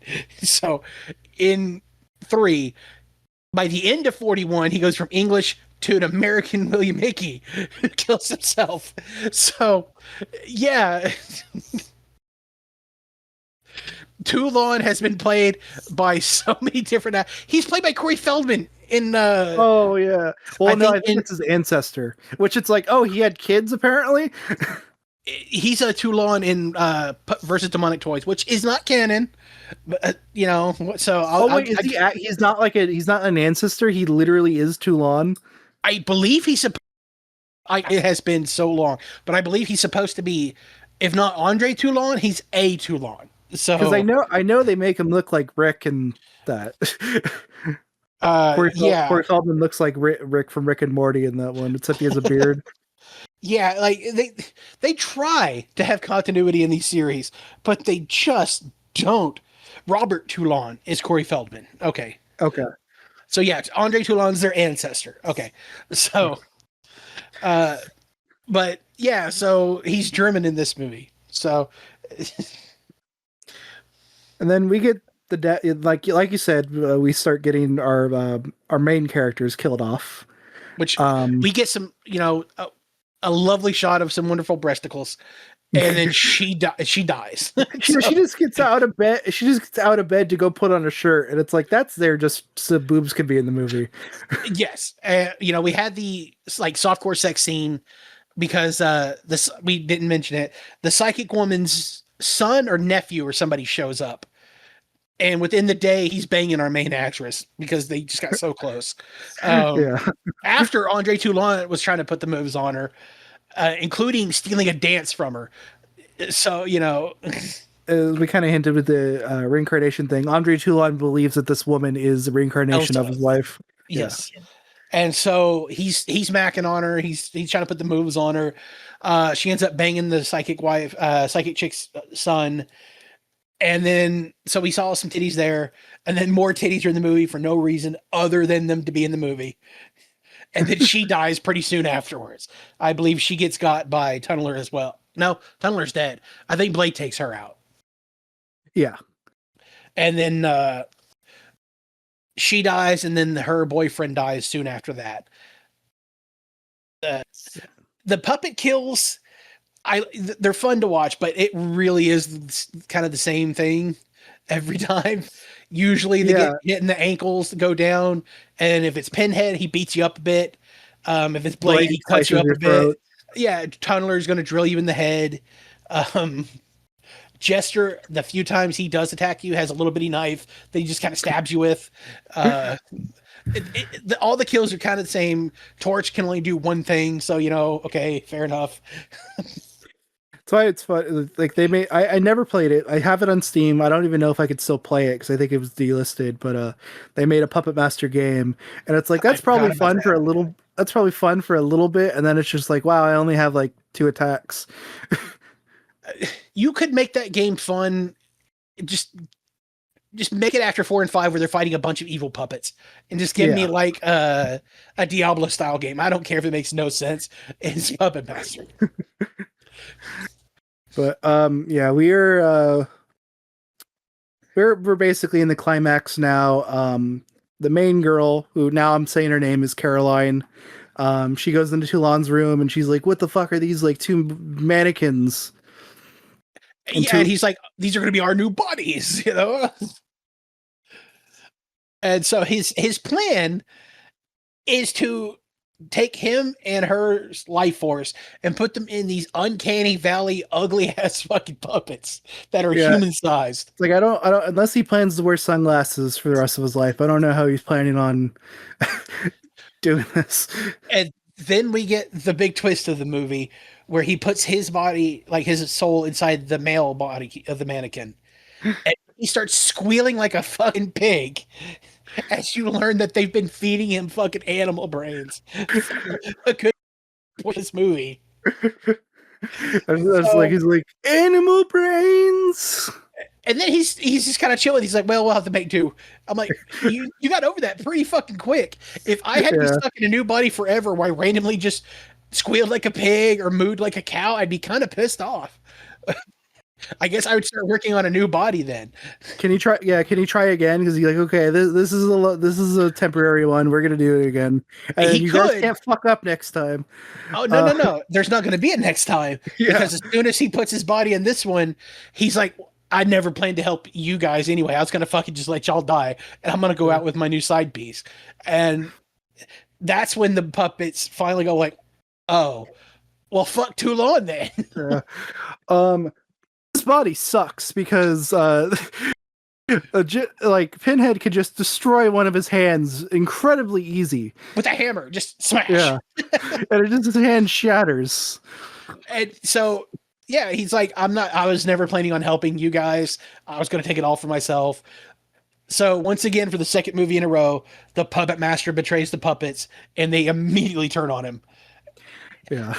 And we uh, get, the same, almost the exact same scene from the first movie, where they each take a turn doing their little thing of like smashing him, cutting him. We get green goo everywhere, and then we get a second really good fire stunt yeah, Torch just blasts him with fire, and then he falls out of a window. to a very bad blue screen.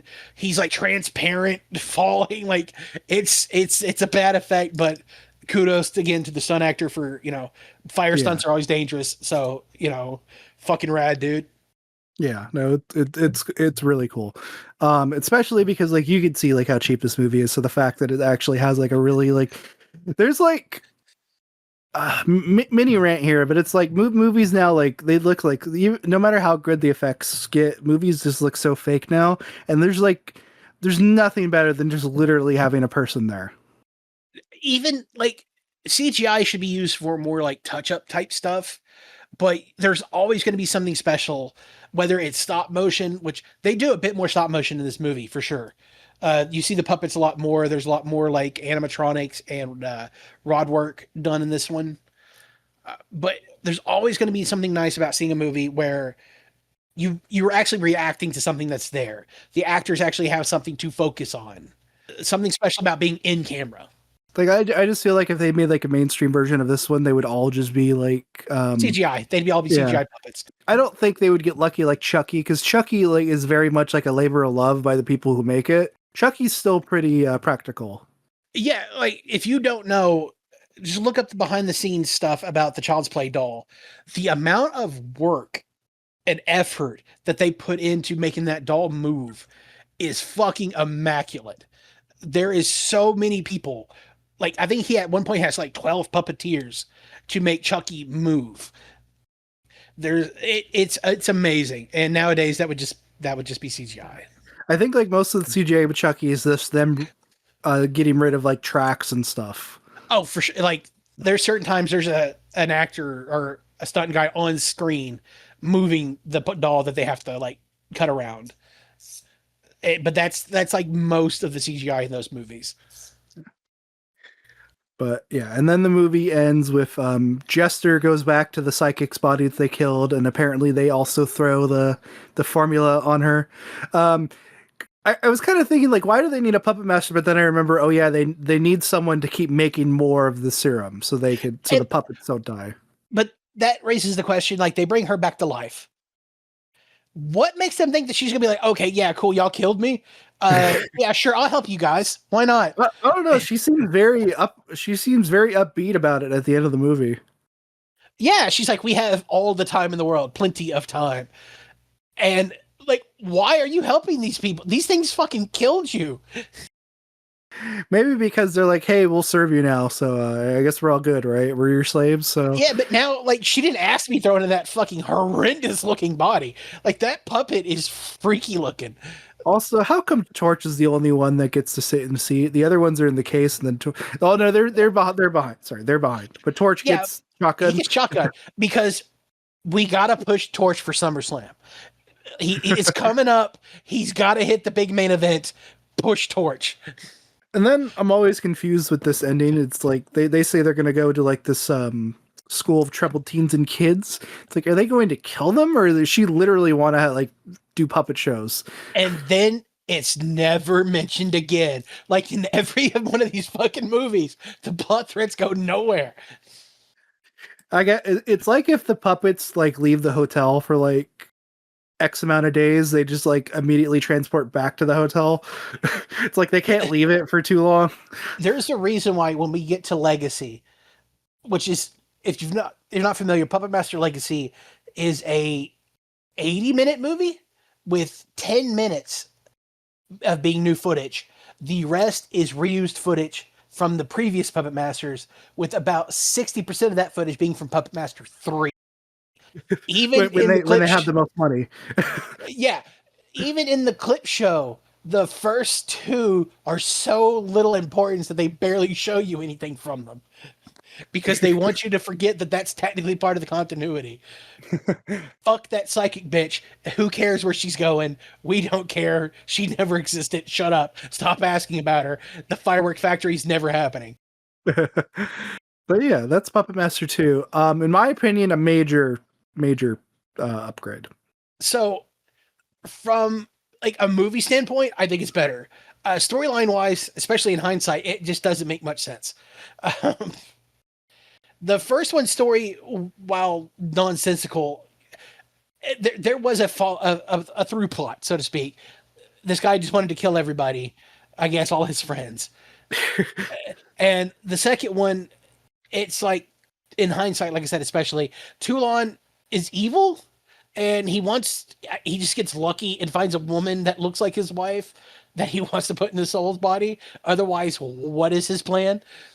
Almost every standpoint, the second one's a major step up from the first one. Yeah, no, definitely. You get more puppet action. Even though we barely talked about the main characters, I would say they're more interesting. We didn't talk about them because really there's not a lot going on. Like both these movies so far, there's a plot technically, but it's like they're trying to find proof of the supernatural. They find Tunneler and they start like investigating him. That's really all they do, other than just standing around talking about like what they're doing. Yeah.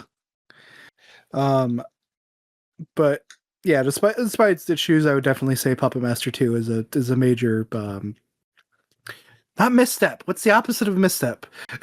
It's an upgrade. It's a step forward for sure. Step forward. That's what I was looking for. Holy shit. But I thought it was funny. Red Letter Media did a couple videos doing the Puppet Master series, and their consensus was that the second one was their favorite. But I think it's just because like they think it has the best puppet action. The second one is the most like just turn your brain off and enjoy what it is. Like you don't have to pay attention to anything outside of what's happening with the puppets.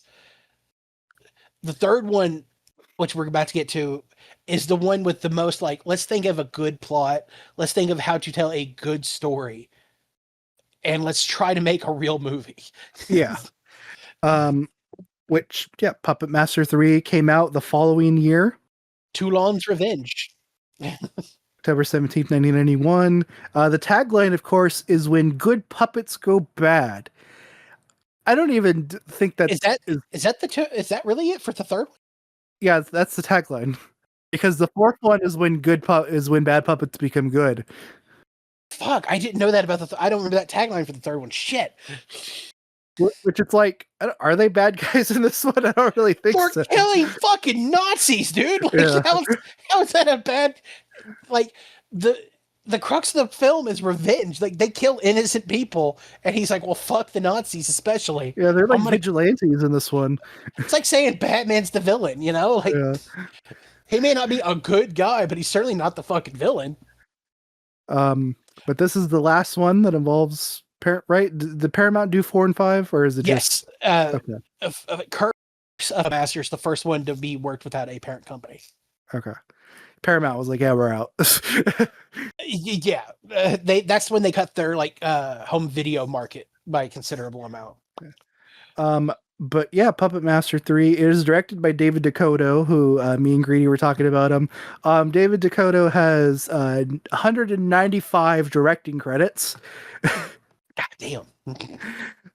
He's directed such films as, oh my god, I love saying this name. Anytime I recommend this movie to people, people are like, is that even a real fucking movie? Sorority Babes in the Slimeball Bull-O-Rama. Yeah, just a cultural classic. It is a fun movie. Everybody should watch it. Starring the wonderful Linnea Quigley. Do you not see her naked in that movie, though, sadly? One of the few. He's also directed movies like Creepazoid, of course, the classic Bigfoot versus DB Cooper. Oh, God. I haven't seen that movie, but I've heard that title before. He's of course famous for the 1313 series, which I think is softcore porn. It's just dudes being bros, man. Just he remade The Pit and Pendulum. Well, I guess not a remake. He adapted The Pit and Pendulum. I can only imagine what it looks like. Again, I've not seen it, so. Well, it looks like I'm looking at the cover now. It looks like a porn. I'm sending it to you. Oh God, no! I don't want to see it. Don't make me see it. Probably is a porn, for all I know. But yep. another famous thing that he did is probably A Talking Cat. The family classic. Yeah, where Eric Roberts plays the titular talking cat, where he clearly he called into the studio and they just recorded it from there. That sounds about as much effort as I would have taken in that movie. But yeah, David Dakota, he produces and directs like a lot of you watch like B horror movies, especially by Full Moon, you're gonna see his name a lot. And then at some point he was just like, I'm gonna make softcore stuff. But yeah, he is the director. This obviously this isn't like a mainstream movie cast, but like this one actually has like some names in it. So we got Guy Rolfe as Andre Toulon, who is he's primarily like kind of like a B actor. But he's probably most famous, other than this movie, he's probably most famous for being in the movie Mr. Sardonicus, which is like a famous like 60s B horror movie. And because of that movie, Stuart Gordon cast him in Dolls. He was in Dolls, yeah. He's the lead. He's technically the lead villain. I don't know if that would be right. I would say antagonist would be a better.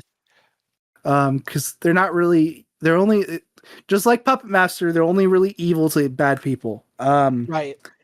But that was produced by Empire Pictures, which of course Charles Band was a part of. So I guess Charles Band was just like, Yeah, let's get Guy Rolfe back to play Andre Toulon for basically the rest of that character's appearances.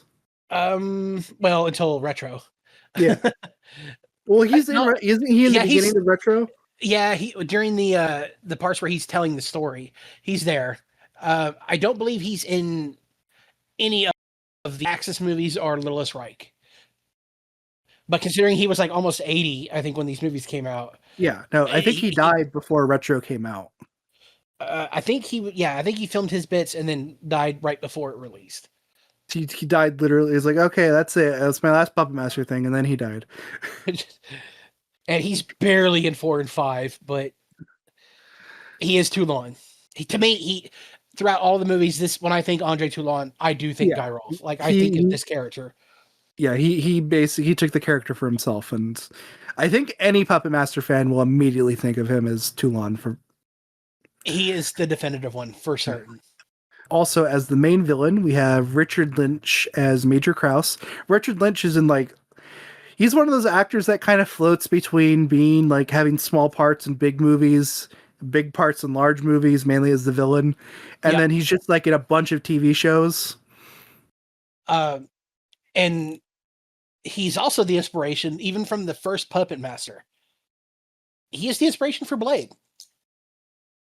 The first Puppet Master, the director, worked with Richard Lynch and notoriously did not like him. So he wanted one of the puppets, particularly Blade, to resemble him because he did not like him. That's funny.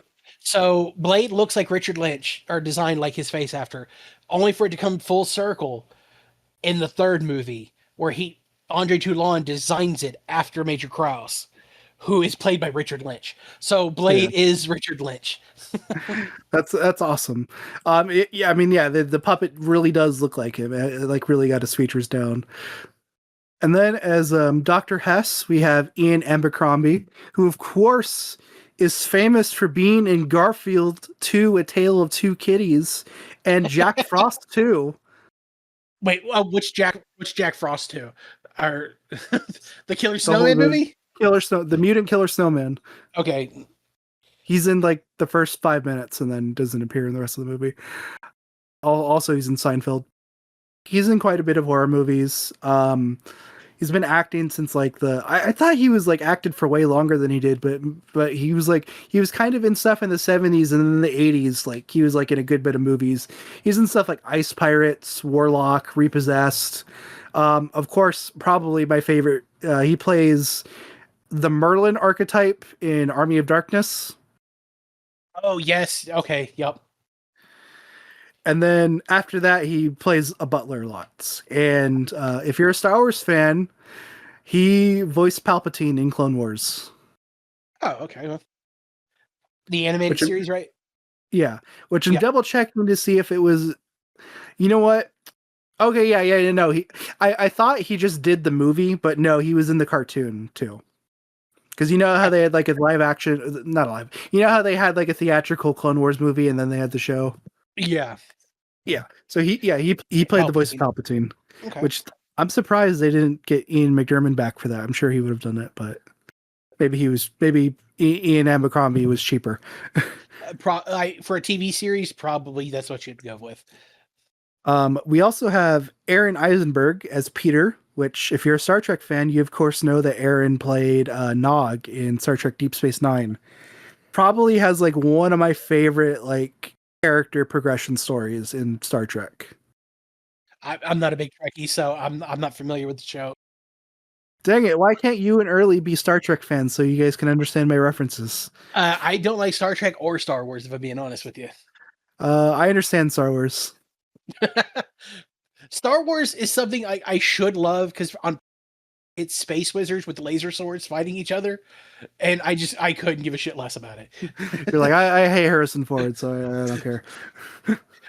It's not even a Harrison Ford. None of those stories ever interested me. We also have Sarah Douglas as Elsa, which of course Sarah Douglas is famous for being Ursa in Superman 1 and 2.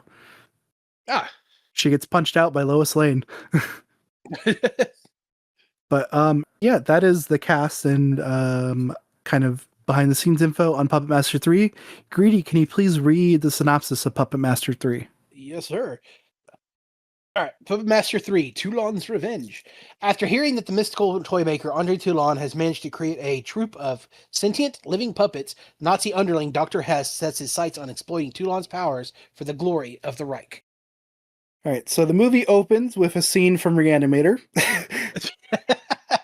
I mean, kinda, yeah. Apparently, we're adding in the idea of Nazis trying to make super soldiers from reanimated corpses, I guess. Which fits because Hitler notoriously obsessed with the occult. Yeah. So but yeah, he reanimates this body. It just like yells or flails, and then just that's it. That's all it does. Which, as we established, this movie's set in 1941, and this seems to imply that the Eastern Front is well underway, but the Eastern Front started in 1941. So it's kind of funny that Hitler immediately went like, "Yeah, can you make zombies, please?" The man knew what he wanted. So let's just get this on the ball. I want zombie soldiers by the end of the first year. Kind of funny because we're supposed to like the movie's like kind of like leaning you towards like Dr. Hess isn't that bad of a guy. He's just like a scientist, but it's like I don't know. He is making zombies for Nazis, so Willingly, like he's in like I get from a scientific perspective, he's just obsessed with learning what he can do, but it's still making zombies for Nazis. He is trying to kickstart the Call of Duty like revolution early. yeah. If he, I'm just gonna pretend this movie takes place in the same universe as Overlord. I don't know if you ever saw that movie. I have not. It's a really good movie, but that's like basically the Nazis are experimenting on people to make super soldiers, and they basically make zombies. But they're like super zombies. So we talking like Red Snow type zombies, or yeah, more yeah. It's imagine 28 Days Later zombies, but they were really durable. Okay, I got you. Like they could take gunshots. We're then shown Toulon. He is doing a puppet show for a bunch of kids where he's making fun of Hitler. Probably not the brightest idea during this point in Nazi occupied Germany. I wouldn't recommend it personally, but I mean. But this is where we're introduced to Six Shooter. And also we're introduced to Andre Toulon's attempt at doing like a John Wayne accent. Yeah. Which, once again, this guy's supposed to be... He's a French guy speaking German, but it's a British person trying to do an American accent. It works on so many levels. Yeah. Six Shooter's really cool. Honestly, Six Shooter's probably my favorite puppet. He's one of the best for sure, hands down. He's a cowboy with 6 arms. Who has the best noise in the series. But I'm gonna do it. He just goes, yeah, Go yeah, yeah, yeah, yeah, yeah, yeah, yeah. If it made nowadays, you'd have to say it's high noon. You would just have to. He also has like a permanent, like creepy smile. And he has a retractable bandana that he can move up and down without touching. Yeah, apparently the bandana's magic too. It pulls up when he's about to shoot somebody, and it pulls down when he wants to laugh at them. Like, also, yes, his guns do in fact hurt real people. So he obviously uses cap guns during this play, like the little puppet show, where he's not shooting at the floor in a room full of children. But later we will learn that those bullets, in fact, do leave sizable holes in people. Yeah, way bigger than like. Those aren't even holes that I think like an actual revolver would make. It's as big as the blood squib they bought. Yeah. But yeah, they're doing a little puppet show. And of course, a guy that is clearly a Nazi is there. Yes. He's like the shining star of Hitler Youth. He's like coming over there and he's like being like, wow, you're kind of brave for making fun of Hitler. Am I right? First he's like, I too am a fellow puppeteer, like, okay, you shouldn't be making fun of Hitler. So In Andre Toulon's defense as well, political satire is the sign of a healthy society. Not Of the course, sentiment I would have in Nazi Germany. Toulon forget those freaking Frenchies, man. They're just like, I can make art about anything, and it's like, well, not when you're not in your country. Pretentious dicks. Toulon makes the big mistake of having windows that people could look into to see a shop. And talking very loudly with his wife about how much they don't like the Reich. Yeah. And yeah, this is where we're like finally shown like how like the puppets, like them injecting the serum into the puppets. Yep. The And then second we have Nazi boy outside, taking like peeping Tom style photos. he goes to go tell like this is where we're finally no, sorry, we're introduced to Kraus at the beginning of the movie. Um, is where Kraus is just like, hey, like he has this really cool, apparently he has this formula where he can like reanimate things. Also, he may have made fun of Hitler, and Kraus is just like, what? He made fun of Hitler? We need to kill him. And then Hess is just like, whoa, whoa, whoa, whoa, wait, this formula is literally the thing we've been looking for. Can you not do that? To which Kraus is like, we'll see. And to which Hess replies like, well, I'm calling the adults. So he calls his superior to be like, he won't let me do what I want. It's like, I'm calling dad is Yeah. essentially what happens here. And then the major's like, just fucking knock it off. Let him do his thing. We got to hit this deadline. Yeah. They go to Toulon's house, where they're just like, where they end up shooting Elsa. So yeah, they go there and it's like, we're here to shut it down and blah, blah, blah. Give me your puppets. You're leaving with us. And when she like tries to fight back, they just pop her in the gut. It's Toulon. Again, best actor in the series so far, and probably in the rest of the series too. Loses his shit over his wife being shot. And Kraus is like, don't worry, we'll totally get her an ambulance, bro. And as soon as Toulon leaves, he shoots her in the fucking head. Yeah, it's crazy. The Kraus is already a Nazi, so you already hate him. But just the idea of just him shooting a woman in cold blood just because of She did spit on him, and apparently that was enough to warrant a bullet to the dome. Toulon is able to escape though because Pinhead and Tunneler. Because once again, there's no blade, so it is literally just Pinhead, Tunneler, Jester, and Six Shooter right now.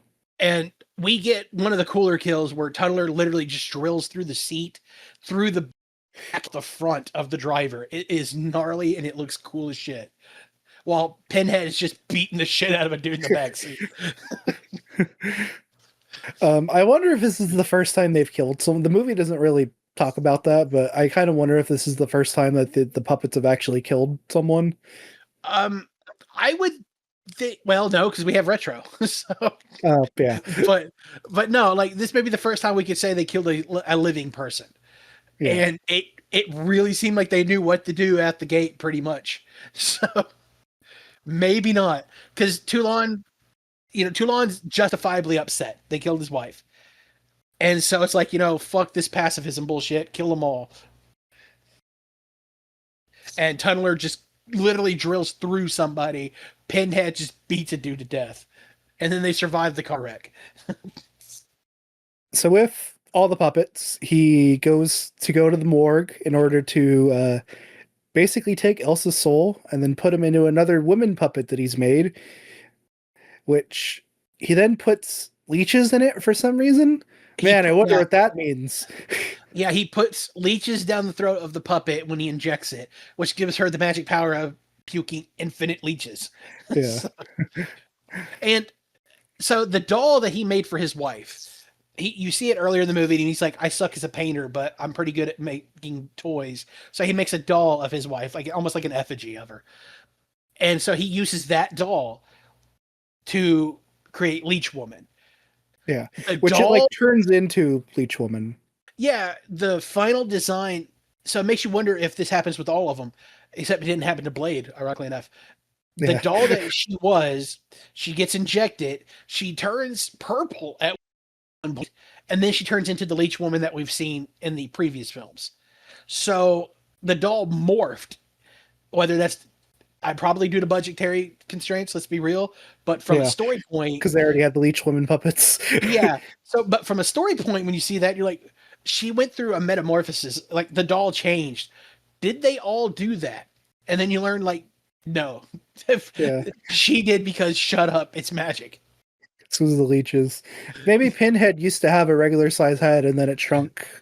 Uh, well, in retro, again, we see proto Pinhead, and no, I feel like I'm gonna watch retro after this, and then I'm just gonna be like, "Oh God, why did I waste that my 90 minutes?" retro destroys some of the story of this movie. Yeah, I bet. Uh, so yeah, he steals Elsa, puts her soul into Leech Woman, and then he's like, "We're gonna set the plan in motion. I'm gonna kill everybody involved." Like Yeah, he gets the private, or not a private, I can't remember what rank he was, lieutenant maybe, who is driving Kraus around, who's fixing the car, and he's like, "Prepare the car, crowd. Prepare your asshole." It's just like, what? It's just nonsensical stuff. But yeah, he gets got by the puppets, and he's the first of the offenders, so to speak, to drop. this is very reminiscent of the classic revenge movie Faster, starring The Rock. Oh God. He's going down a list of people and killing them. And yeah, I'm sure there's better revenge movies I can think of about people who have lists.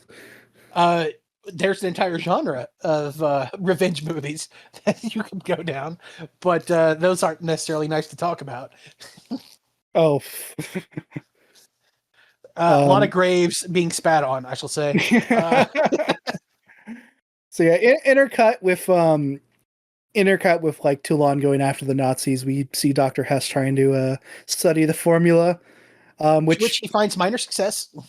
yeah, um, yeah. I really don't know what the difference is between. I don't just know if he's using it because he's using it on human bodies. It doesn't work, or if there is just like an extra step that Toulon Um, must do. Toulon explains that later in the movie as to why it's not working. Huh. There's not an extra step or a spell or nothing like they put in the later ones. So, like, not to go out of order here, he gets his revenge, but when he finally meets Dr. Hess face to face, Dr. Hess is like, "I used your formula, but the bodies only come back for a brief time, and then they either kill themselves or they just stop." And he explains that the key ingredient is the will to live. Oh, Everybody, okay. I remember that now. Yeah. yeah, everybody he's put their soul into a puppet want it to live. They wanted Yeah. revenge. They wanted to keep going, and that's what makes them work. Which makes me wonder, who did he put in Torch? Uh, shut up. So, okay, They I put don't want to go Neil's too far. wife into Torch. It was Alex. He just wants to burn the franchise to the ground. Yeah. He saw the future. So yeah, they killed the lieutenant, and then they killed the major. And this is when we finally see Six Shooter in action. Yeah. He's Spider-Man. Dude, I've got the Blu-ray of it, right? Like the special edition that released recently. I know I shouldn't, but you can see the strings that they're using to pull him, and it just makes it look like he's Spider-Man shooting webs. Yeah. That's all I can fucking think of. This shot of him scaling the building is apparently the most famous scene from this movie because it is. So if you go on Tubi, at least for me, I think Tubi has different covers, depending on who. I think it's like Netflix where the covers change. Mhm. All the Puppet Master movies have the regular poster, but 3 specifically is the shot of Tunneler crawling. That is the thumbnail for the movie. And then if you go on Letterbox, the header is also the shot of a 6-shooter climbing. Crawling up the wall, yeah. Yeah. And it's not They- like a particularly like intricate like scene or like effect or nothing. They're literally just having the mechanical arms move back and forth as they just pull them up the wall. It's It doesn't it's make a any really sense basic scene, you know? It doesn't even make any sense because it's like, okay, he has 6 arms, so that means he's able to walk crawl. Uh, yeah. He's gripping the gaps in those rocks really hard. Because like the punt from his name is based off like, oh yeah, oh yeah, get it? Because like revolvers were called six shooters because they had 6 rounds, and he has 6 of them. So yeah, 6 shooter. And it's a good thing that he's an excellent shot because he cannot reload. Yeah, We haven't seen if he has infinite ammo. He's only ever fired 6 rounds. yeah. So he crawls up the building, and we get our gratuitous, like, titties in the movie with Mhm. the general in the whorehouse. And so this is like one of the only times the puppets ever attacked anybody head on. And it's almost like it's a draw, like a Western draw. Yeah, So the major's like, what the hell is this? What kind of joke is it? And he just gets shot. and like they And blow like you said, like they blow like regular sized bullets. yeah, he's like pop pop, like maybe not even as big as around as my pinky, it looks like. But they leave like 9 millimeter size holes in a fucking person. Yeah. And they're also magic in the sense that he shot him like 5 or 6 times out the window. He shot him so much with magic that the major dropped like 60 pounds and changed his entire body shape as he flies out the window. Yeah, like I watched this like, wait, that they couldn't it's It's like not even close. the major's balding, and like the guy that falls out of it has the full head of hair. And he's about, like I said, about 50 pounds lighter and about 30 years younger. It's amazing. I get it. It probably wouldn't be as noticeable like in standard definition on a fuzzy screen, but damn, is it noticeable in 4K? Especially because you have the Blu-rays. Uh-huh. It is noticeable as shit. Every time like we kind of get a kill, it kind of cuts back to Toulon hanging out in like his little lair. Yep. He eventually comes across Peter and his father, but Peter's father is being kind of shady. Not at first. At first, it's like, oh, we're trying to get out, Yeah. and then he sees the wanted poster, and then he's like, "That's my ticket out of here." Also, eventually Hess finds Toulon, and that's when they meet up and they discuss their findings. I really like the idea that Hess is like, "Well, this is a scientific marvel," and then Toulon's just like, "Yeah, it's magic." I wonder if Hess was disappointed that it's like, "Oh, it's just like alchemy." Like it's from we learn eventually it's from an ancient deity named Sutek.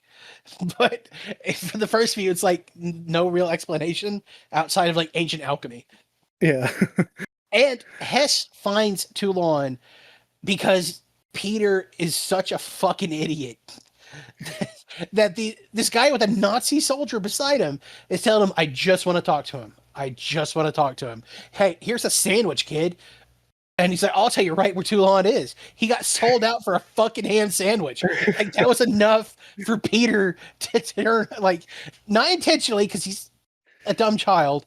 Yeah, But it's not like it's not like Chronicles of Narnia where it's like, hey, yeah, tell me where that fucking satyr is. I'll give you chocolate. It was just like, here's a sandwich. It was like, oh yeah, Toulon's my friend. I know where he is. You want to talk to him? yeah, like, you promised not to hurt him. Oh yeah, totally, totally not gonna hurt him. As the fucking Nazi soldier is standing right next to the doctor. Like, I don't care. This child looks to be like 12, maybe. It's funny because I think the actor's like 27. It's just old enough to know better. Like, oh, he's on the run from the Nazis. I better not tell these Nazis where he's at. I don't care how good of a ham sandwich it was. Especially because like the Nazis took his mom, so it's like, why would he ever trust these guys? Yeah, like, was the sandwich really that good? Did it just have like the best crisp lettuce and mayo you've ever had? Like, Oh shit, bologna! I didn't even know we got that in Germany. shit, is that prime cut turkey? Like, damn. So yeah, he sells him out for a ham sandwich, and we keep changing the meat on the sandwich, but whatever. He's like, oh, here's a sandwich. Okay, yeah, I'll tell you exactly where he's at. And then that's when Peter's dad is also like, I'm gonna go to Kraus, tell him I know where Toulon is, but he has to let me and my son and wife go. He's totally gonna be trustful. I'm sure this will work out. I'll make a deal with the Nazis. But yeah, it's like Peter's dad tries to sell him out for safe passage for his wife and son to Switzerland, I think it was, or somewhere outside of Germany. And then Hess shows up and is talking with Toulon, and that's where you learn that every puppet is a friend of Toulon.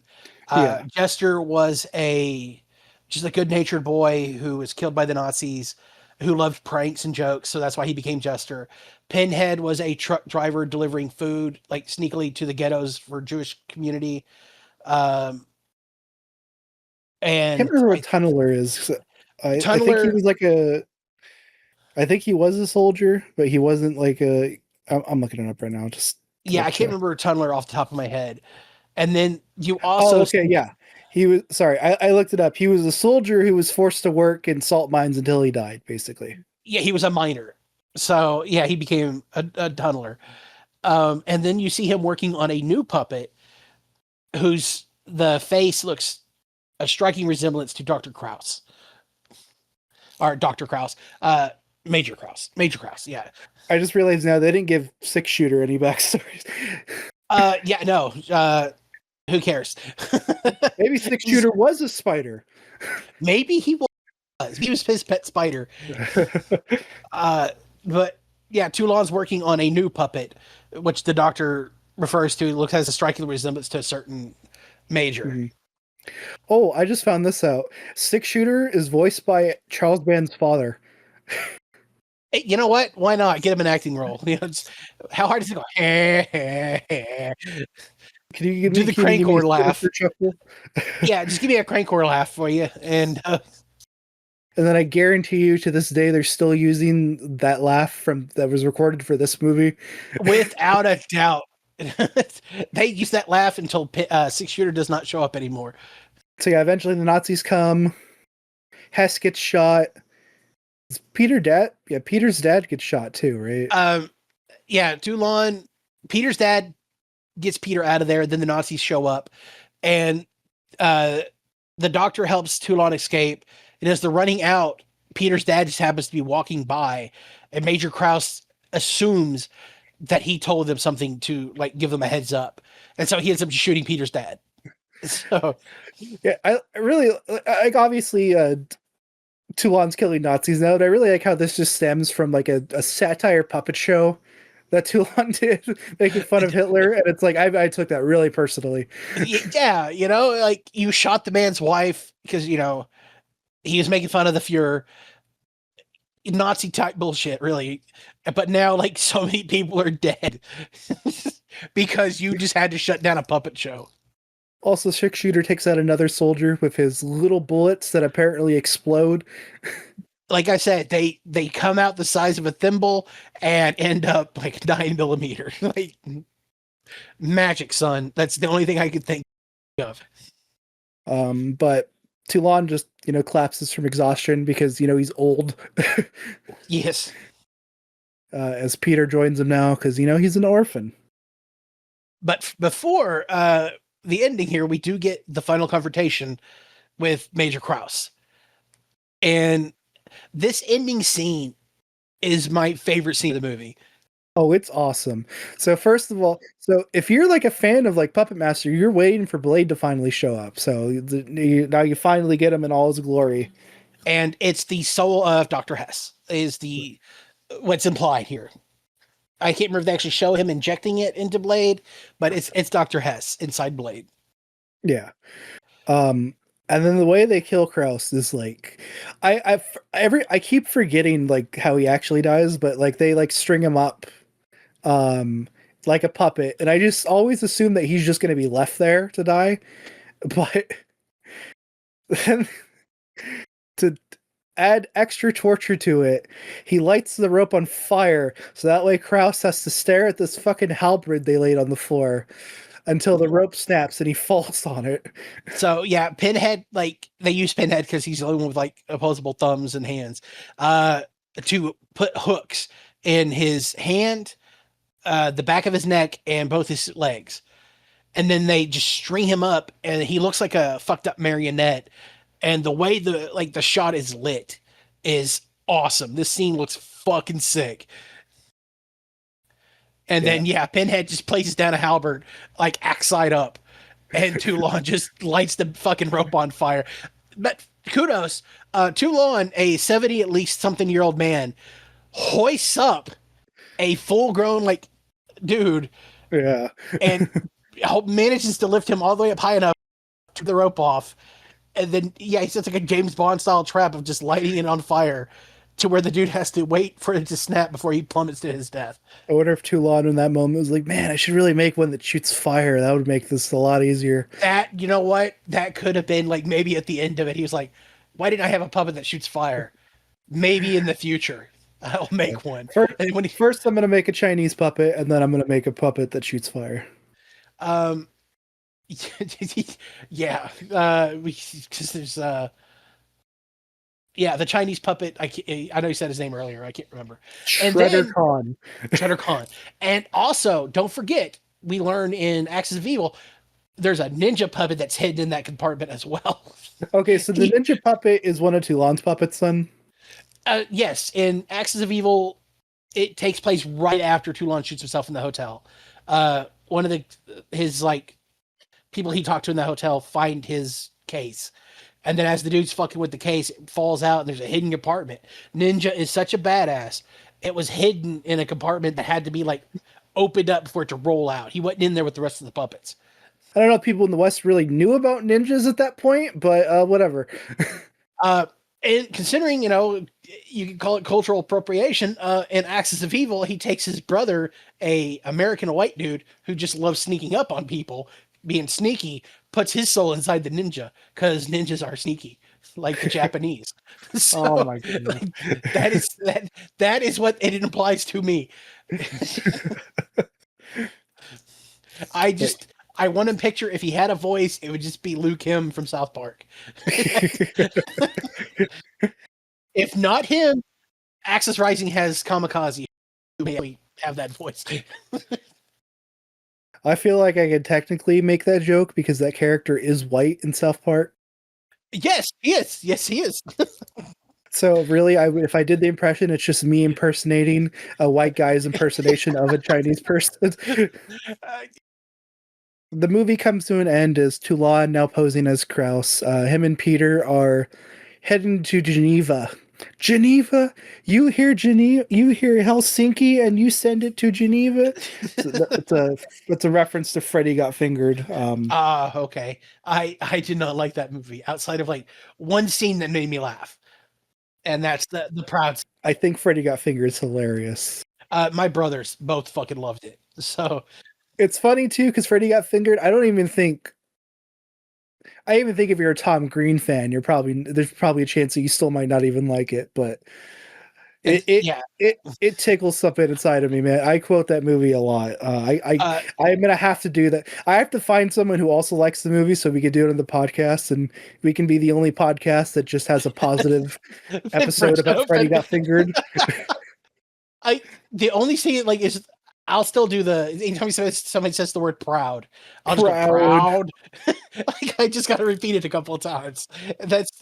There's this kind of cute scene where this German girl with an American accent makes fun of them for playing with dolls, and he's like, "No, these are actually puppets. These are way cooler than dolls." He should have been like, "Actually, Dolls was a movie I made in the '80s. This is Puppet Master 3." This is where the movie is like, oh my god, Peter and Toulon, they're gonna go on adventures, they're gonna be safe in Switzerland and then America, and then you're like, oh wait, Toulon dies in like a month. At least in less than a year's time from the end. His days are literally numbered. Maybe this is in January, and then the beginning of Puppet Master 1 is in December. Maybe he had a full 12 months of misadventures with Peter. And the only time we see Peter again is in Legacy, which it doesn't fucking count. I don't count that movie. It's not a real movie. But that is the only time we see Peter come back. I think like Peter would be like a good like way to like have like another puppet mouse. Why did I say that in English accent? I think Peter would be a good way to just establish a new puppet master. But no. He was in Legacy. He was. They made him a puppet master in Legacy. He came back and he's just like, actually, Rick, these are my puppets, so I'm going to take them. And Rick's like, oh, okay. I guess I'm not the puppet master anymore. That would explain why he's just dropped after 5. It's like, can I keep Decapitron at least? And he's like, yes. Nobody likes the Capitron. What do you use fucking puppet? But yeah, that was Puppet Master 3. What did you think? Dude, legitimately great movie. Yeah. Whether you want to talk about cheesy, low budget, or whatever, no, this is just a genuinely really good movie. It's very well acted for the most part. Some amazing cinematography there at the end. That final shot is amazing.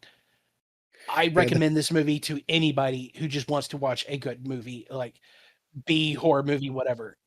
yeah, this is definitely my favorite Puppet Master movie, which to be fair, I've only seen the first 5. Yeah, I guarantee you, your favorite will not change. The only issue, which is barely even an issue, is like the budget shows in the place of like there's clearly one street that they just reuse over and over and over again. Yeah, But fuck it, that's all they had. So, um, for the budget, yeah, they made a great movie. yeah. Surprisingly really good acting. The puppet stuff is all great. Like the kills are great. This is probably the most expensive Puppet Master movie, so like the puppet effects are actually really good. Um, the the kind of like setup of Blade is great because the whole movie you're like, where's Blade? Whenever Blade isn't on screen, the audience should be asking, Yes, where's Blade? Blade. So they finally show him, and you're like, okay, well, obviously Blade's showing up, and so when he pops up at the end, and he's basically just an insult towards like a horrible Nazi. Yep. It's a great reveal. When you think of like movies, this is one of the quintessential ones. Whether I love Subspecies, the first couple of those are great movies as well. But this is probably hands down my favorite full moon movie, let alone Puppet Master. Honestly, if you're only interested in watching one Puppet Master movie, just watch this one. I mean, it's a prequel, so you're not really missing out on things. Out of all the Puppet Masters you can watch that are just the continuity doesn't matter, this is the one you want to watch. If you really love this movie, maybe check out the first couple, and then if you want something a bit more cheesy, check out 4 and 5. Do not watch any after that. I don't recommend any of them. And so, yeah, that was our Puppet Master, at least 1 to 3. Will we do more? I don't know. We'll see. I have to ask Greedy. Ugh. Maybe I'll I ask mean, him now when he's on the spot. No. I've already watched the first 9, so watching these 3, I know what happens, but I couldn't stop myself. I kept watching to where I am now on Axis Rising. I've got 3 to go. Uh, It's well, one of these days, I need to watch them all to finally just knock you that off. you really don't need to, but if you're anything like me, like it's watching all the Pumpkinhead movies. Yeah, all but like the first 2 are awful, but you're gonna watch them anyway. Like when I watched I was like, I'm finally gonna watch all the Halloween and all the Nightmare on Elm Street movies, and then like I got like halfway through, and I'm like, the second half of both of those watches, like, wow, I could have stopped after the third one. My hot take of Nightmare on Elm Street is that I think the best one is 1. Obviously, New Nightmare is probably my second favorite, and I prefer 4 over 3. Oh, well, that makes sense. I think 4 is all right. Dream I like Master, I think, 3. is better than Dream Warriors. I don't care. So you're not saying 5. 5 is not the worst one, but it's the second worst one. Yeah. Which 4 is the one where like the dream sequences just look amazing, right? Yeah, 4 is the one where like she gets the powers of everybody else in their dreams, Yeah. and they have some really cool fucking scenes in that. That's where But you see like the soul food like scene yeah. from like the pizza. That yeah, it's good. Anyways, and that's what I want. That's the major takeaway of this one, of our Puppet Master video. You should all check out Nightmare on Elm Street. That's right. And watch Pumpkinhead. It's great. He loves backbreakers. But no, seriously, what would you? I know we're just doing the first 3, but what would you say your final thoughts are on the On the on first 3, or yeah just uh for again, you got to take into account low budget and all that other jazz.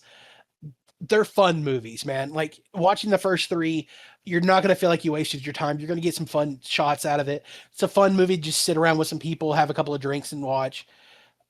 You can enjoy the third one as a movie without any other asterisks or anything. I recommend these highly. I really do, especially if you have any love of just classic B movie, like low budget renegade style movie making. Yeah, the Puppet Masters, they definitely there's a reason that they've stuck around for so long, and then people still bring them up. Like these are classics, even if the first These one, first, oh, go ahead. Sorry. even if the first one isn't the best. I mean, like really, you should just try to absorb all the scenes with these little guys. So the first one still has some good puppet scenes in it. These first three are so strong that I would still say I'm a fan of this franchise, even if I dislike over half of the films. So I love Puppet Master, based mostly on these first three. But I like them so much, I would say I'm a fan of the series, even if I don't like most of them. Yeah, no, fun series. But yeah, that is the first three Puppet Master movies. And I wanted to thank you so much for coming on, Greedy, to talk about these movies with me. Hey, no problem, man. I love this shit. So anytime I get to talk about cheesy movies, I'm happy. And for those listening, be sure to comment, be sure to like and subscribe. You know, all that standard YouTuber stuff. I like seeing my subscriber numbers go up, so that's cool. But in the comments, please tell me which puppet is your favorite. And why is it six shooter or Jester? Yes, or Torch. You know what? If Yeah. If Torch had more action and more of the movies, he would be one of my favorites. if it's Leech Woman, I'm banning you from my comments forever. I'm just kidding. As long as you don't tell me that it's Retro Blade. Don't tell me that it's Retro Blade. It's horrible design. I don't like it. Do you have any socials or anything you would like to tell the audience to follow you on? Not really. I do dumb little fighting game clips a little bit on Throw World Order. That's about it. Come to the early bird Discord. I guess you could pimp her Discord, yeah. I'm a moderator there, so hey. Yeah, let's just chill early bird stuff. Go subscribe to Early Bird's channel. Go watch the Too Early channel and see her fuck with guys trying to scam her out of money for chihuahuas. I'm Steven, and this has been the Balance of Cinema podcast. I don't have an outro, so I will just say bye, everybody.